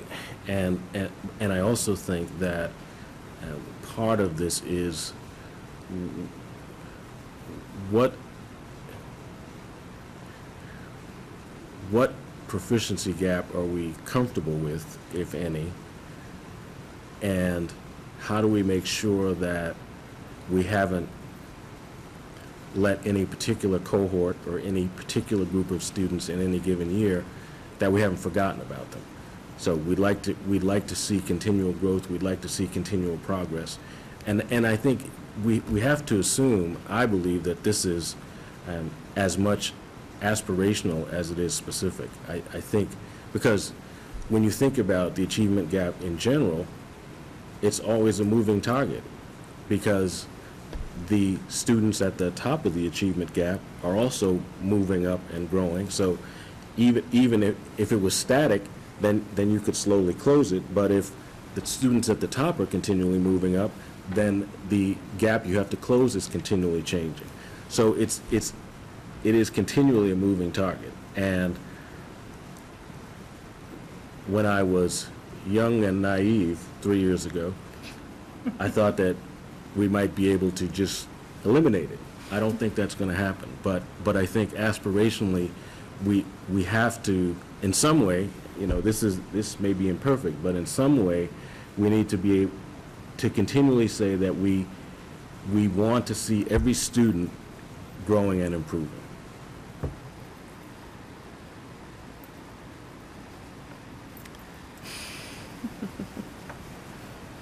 Ms. Sheridan? I think that we probably should then add in something in there that says what measurement we're using. Is it CPI? Is it PPI? Is it, so, what is the measurement tool that we're using for that? Align it with whatever Ms. Gormley has. Yeah, we can do that. Can I just say something, Roy? Yeah. So I guess for me, I think it's a given, and I know it's not a given, but it's a given for us that we want to narrow the academic gaps. I mean, that goes across the board. For me, it's really important to see, as we talked about earlier, the growth model. And so could we put something in there about, yes, it's about narrowing the achievement gap, but it's also about, like you said, you were naive and young, did you say? Yeah. Anyway, still young. But It's relative. Yeah, exactly. But, you know, we're not going to go, if a kid's, let's just say, on 10, they're not going to be at 100, but are they going to move up to 15? Are they going to move up to 35? Are we going to continue to see the growth? Because it doesn't happen overnight, but we want to make sure every kid is at a steady progression up, no matter what their level is. So how do we get that across in here? Because to me, that's a goal that this school committee and this school district make sure that every kid is progressing. But we can't say in this goal that we are going to completely get rid of, never mind, I'm rambling, I'm tired. I'll stop.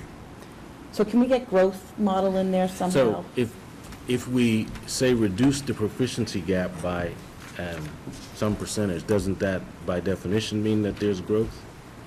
Well, it's a percentage, but is it, you know, a kid who is needs improvement can move up each step of the way, each level, each kid being moved up. Narrow the proficiency gap, I guess, I don't know. Somebody help me out with this if I'm not making sense to myself.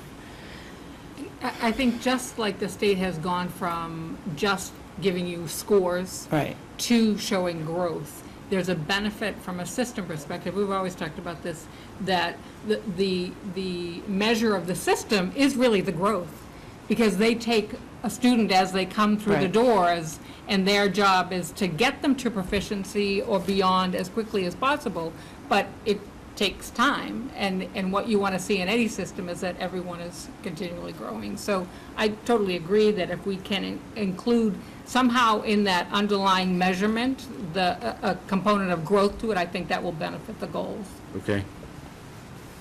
Thank you. That was much more I think articulate. that Courtney Miller's presentation showed you how that those scores do incorporate growth. Right. That you get those points for percentages.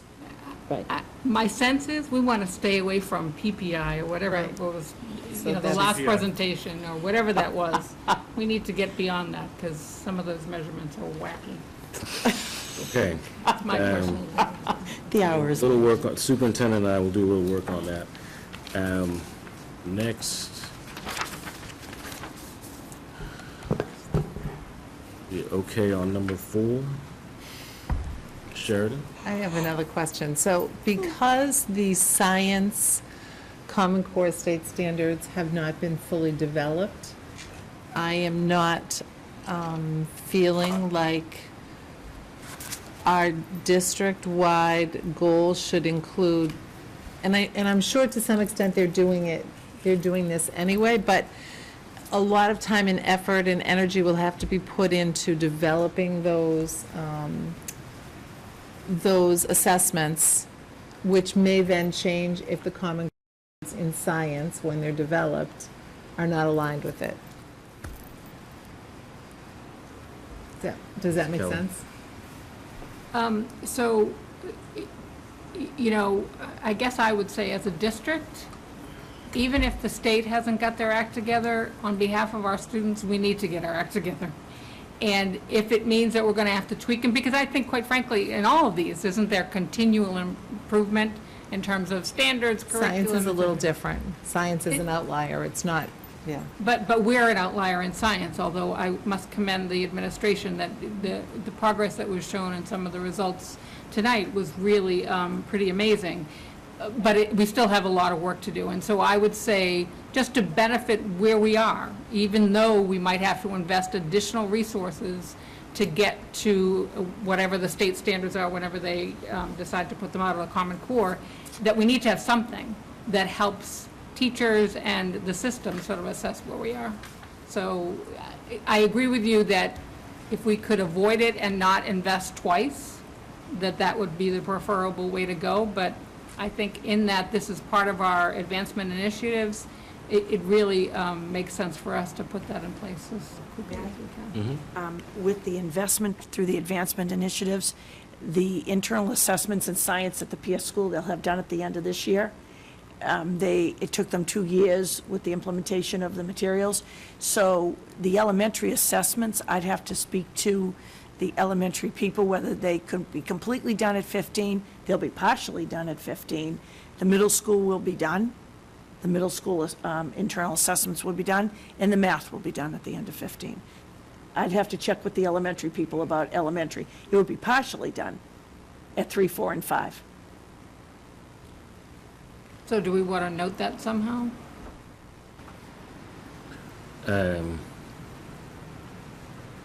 Or we could say by the end of fiscal 15, rather than the year end.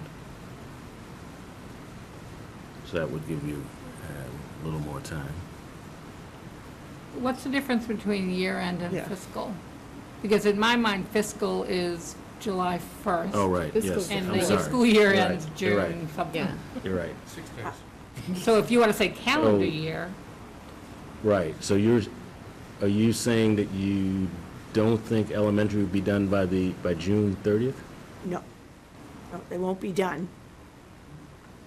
So can't we just say grades after science, They'll say be- they'll be- parentheses 3 to 8? So how You know, about, again, I think there'll be format, and they would have been given, but to make sure they're valid and reliable, we'll have to wait till the science MCAS. so how about calendar year 15? I think that would be, I think they'd be comfortable with that. Okay. We'll have next year's MCAS and another half of the school year to work on them. Okay. Okay, can I just ask one question? Yeah. The capabilities, can that just be stricken? And it's really the assessments, isn't it? I don't want them just to have the capability to do it. I want the assessments to be in place. so just say mathematics and science internal assessments? Correct. Okay, sure.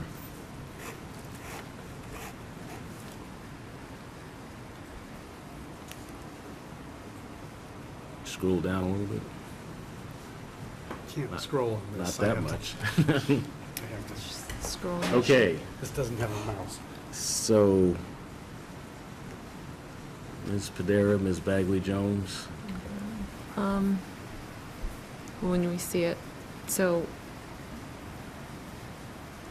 I wanted to take out execute. yeah. Well, I think Oh, wait a that's- minute, we're on. Yeah, there we yeah. go. We Develop a comprehensive plan.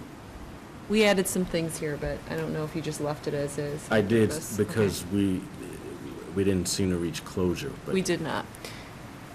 so strike execute. Well, my thought is Plan. that we have lots of individual things happening in the district, but we don't have a comprehensive plan. I agree. So I would take out execute, because you've got to devise what we're going to do. And then the only other word I would take out would be monitor, because we're not really ever going to have the ability to monitor Yeah.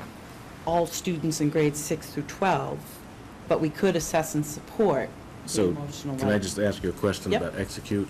So when do you want the plan to be actually By, we in can have a action? date of when the plan would be, but, like, for example, life skills preparation. As far as I know, there's no course right now in life skills, right, Mary? So it has to go through a whole vetting process to even get in there. Well, who's going to do that when and how? So we don't want to say we're going to have this done, all executed, if we can't even know what we're trying to execute. The life skills, well, I think that is valuable. I don't know if it's I think there's two separate things in a way. You know, Yeah, I didn't. number one, I did talk about this because I think we're sorely lacking a little bit of health in the elementary grades, so I'd want it grades K through 12. And I think we wanted to add educate so that we could, have that goal as having health education for more students. But I agree with you, Kristen, like the life skills preparation, I'm just not sure. Not that I don't think that's important. I think that member Kelly had mentioned some of the things that were important in that, but I just don't think, I think it's somewhat different than the rest of this. And I don't know how to address, not that I don't want to address that, I do, but I just don't think it's part of that paragraph, because health education and assessing and supporting the social emotional well-being students is somewhat different. And it's interesting, because I do think, I agree with you, I do think the life skills would be like section A. Like, Right. I love the idea of the life I do skills too. preparation. So let's get it in there, but I don't know if it would be part of the bigger goal. But that would be how we would develop. It's like, what should we be offering in life skills? What should we be offering in K versus 12? And I could be remembering it inaccurately, but I thought life skill preparation is somewhat financial in nature, and am I remembering? It can be. Well, that certainly would be one thing that I would Right. want to be part of it Right. as a component. Right. Yeah. So I think it's somewhat a separate topic, and maybe we could certainly develop a different goal based on that, but I just don't think it fits in with, unless I'm remembering it incorrectly. Well, the way you can also look at life skills is financial is part of it. It's like setting up a checking account, but it's Yeah. also other things that you need. Yeah. How to do your resume, how to go in, Yeah. all those kinds of things. And for kids who are, have more developmental needs, they get some of that, but other kids Right. don't. So I think it belongs in there, I just don't think it has to be in the major part. Yeah. Okay. But we really need a blueprint for how to do a comprehensive plan, and we don't right now. It's really not a blueprint that's agreed upon yet. So do you understand this? Yeah. Not in the least. Okay, so as I'm reading it, and Kristen, you can see if we agree, so develop a comprehensive plan for all students in grades K through 12 to educate, assess, and support the social, emotional well-being by year end FY15 to be executed. Do you want to add the execute part later? No, because I think that's part of it. Okay, all right. What are we going to do, when are we going to do it, and who's going to do it, would be part of that develop. Yeah, I think there'll be a lot of discussions in terms of who, what person, do we have the personnel needed to do what we want to do, and what benchmarks and when they should be set, but that would be the expectations. So I We'd have think, that. I agree with all of that, except that just like health, I'm sorry. with me? I'm sorry, I'm with you. Just like health, social and emotional well-being, I think life skill preparation is another headline. Is another what? Headline. Yeah, I mean. They're actually three separate things, all of which are important, and all of which, as you remember this discussion, this was what are the things that we need to be concerned about that might be slipping through the cracks? Mm-hmm. So I think all three of those things. So health, social, emotional well-being, and life skill preparation plan by this. We certainly could leave it in there, and that would be part of studying what do we really need to provide. Yeah, exactly. And maybe there's a What are lot the- in there, maybe there's not, and maybe you're already doing some of it. Yeah, But, yeah, exactly. I don't have a problem leaving it in there. Sheridan? I just have a technical thing. Could we take out for all students and put it at the end? So, develop a comprehensive plan in grades K to 12 to blah, blah, blah, blah, blah. Life skill preparation for all students by year end. Sorry. Yep. And can we say pre-K to 12? Pre-K. Because that's really what we are. Absolutely. Well, the only reservation we had there was the same as for the digital technology. That's biting off a very big piece. But if you think, superintendent, K to 12 planned by the year end, is that doable? I'll talk to my team. All right.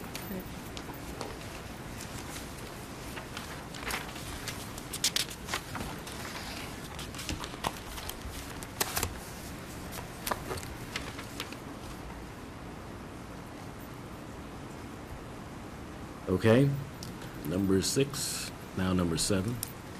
Can we take out marketing? Well, I'll tell you that- why.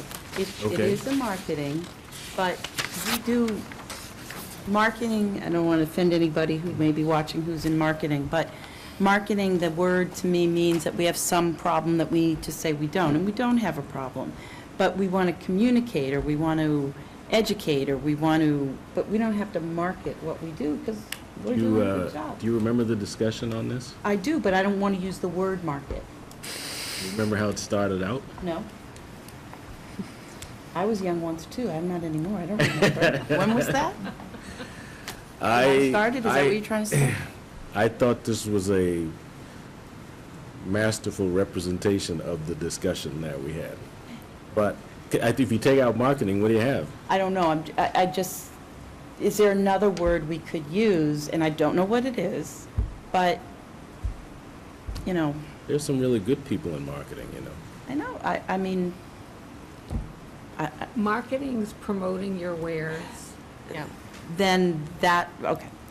Am I the only one who thinks marketing shouldn't be in there? I'll It appears withdraw my so. objections then. Okay. But more, get that in the thing that I didn't like Right. marketing. We could keep it open. If you find a different word that works well, you can get back to Right. us. Synonym. In search of a synonym. Okay. Promotion. Ms. Kelly? I'd just like to know where the special education review falls in the goals, because it seems like we just signed up for that in that presentation. And I think, you know, in fairness to the administration, be able to figure out what they can do. I think that we need to recognize that that's something that seemingly we are advocating. And how it all fits together with all these pieces, I think, is important. So, an objective that says complete a SPED program review by some date. I think so. I have some questions about what's included in that, but we can work those out. By fiscal 15 year end? We don't know yet. Give us a date. Give me a date. I just wanted to note it here so that, because I think It's I'm sorry. we're going to hear back from the administration some recommendations on timing of these things, right? Yes. So I just wanted to note it so All that we right, can make so sure it's part of the mix. we'll have a placeholder that's complete a SPED program review by line. Fill in the date. Okay, with those changes, I'll entertain a motion to accept these objectives. So moved. Second. Moved by Ms. Sheridan, seconded by Ms. Padera. All in favor? It's unanimous.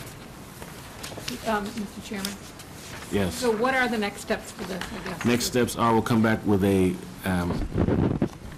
version of this that reflects tonight's discussion and some sub-objectives. Thank you. I have no follow-up, so Finance Subcommittee report. Thank you, Mr. Chairman, and I apologize, but I was just getting ready as we were modifying this. So which of my items are left? So you only have A and D. And D. Budget calendar. Has this calendar been revised since? Yes. Oh, well, I haven't had a chance to take a look at it, to be quite honest with you. Would you like to defer that? Yes, I would until like the to 15th? defer that, but why don't we approve the vendor warrant? And Assistant Superintendent Pavlicek, could you give us the numbers on the warrant? Sure. Since the last time we approved vendor warrants, there have been 3 of them. So the first would be number 11, I'll do them all together, I assume. No, take them separately. Serially, okay. Vendor warrant number 11, which was on September 11th, for $226,310.88.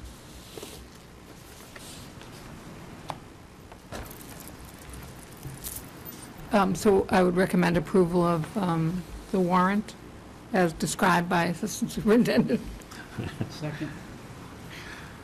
That would be all in favor of approval of vendor warrant 11 in the amount of $226,310.88.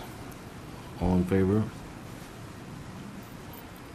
Opposed? Abstain? 501. With Ms. Kelly abstaining. Number 12? There wasn't a number 12. I see. It was in week 13, so it's number, Okay. they go by week number, not by sequential I numbers. see. Vendor warrant number 13, which was on September 25th, in the amount of $452,105.58. I move approval. Second. Ms. Kelly has moved approval of vendor warrant 13 in the amount of $452,105.58. All in favor? Opposed? Abstain. 402 with Walker and Kelly abstaining. Thank you. And vendor warrant number 14. I'm sorry. Dated October 2nd, in the amount of $205,759.30. Move approval? Second. All in favor of approval of vendor warrant 14 in the amount of $205,259. $759.30. All in favor? Opposed? Abstained? 402 with Walker Kelly abstaining. Is that it, Dr. Pavlicek? That's it. Okay. Old business, citizen speak, topic response, we have none. Next meeting agenda items, we just added follow-up on MCAS and the SPED presentations that we saw. No one for citizen speak. Excuse me, Ms. Sheridan? may I add an agenda item? You sure can. I would like to meet the new hires, the technology director and the family outreach coordinator, Certainly. please.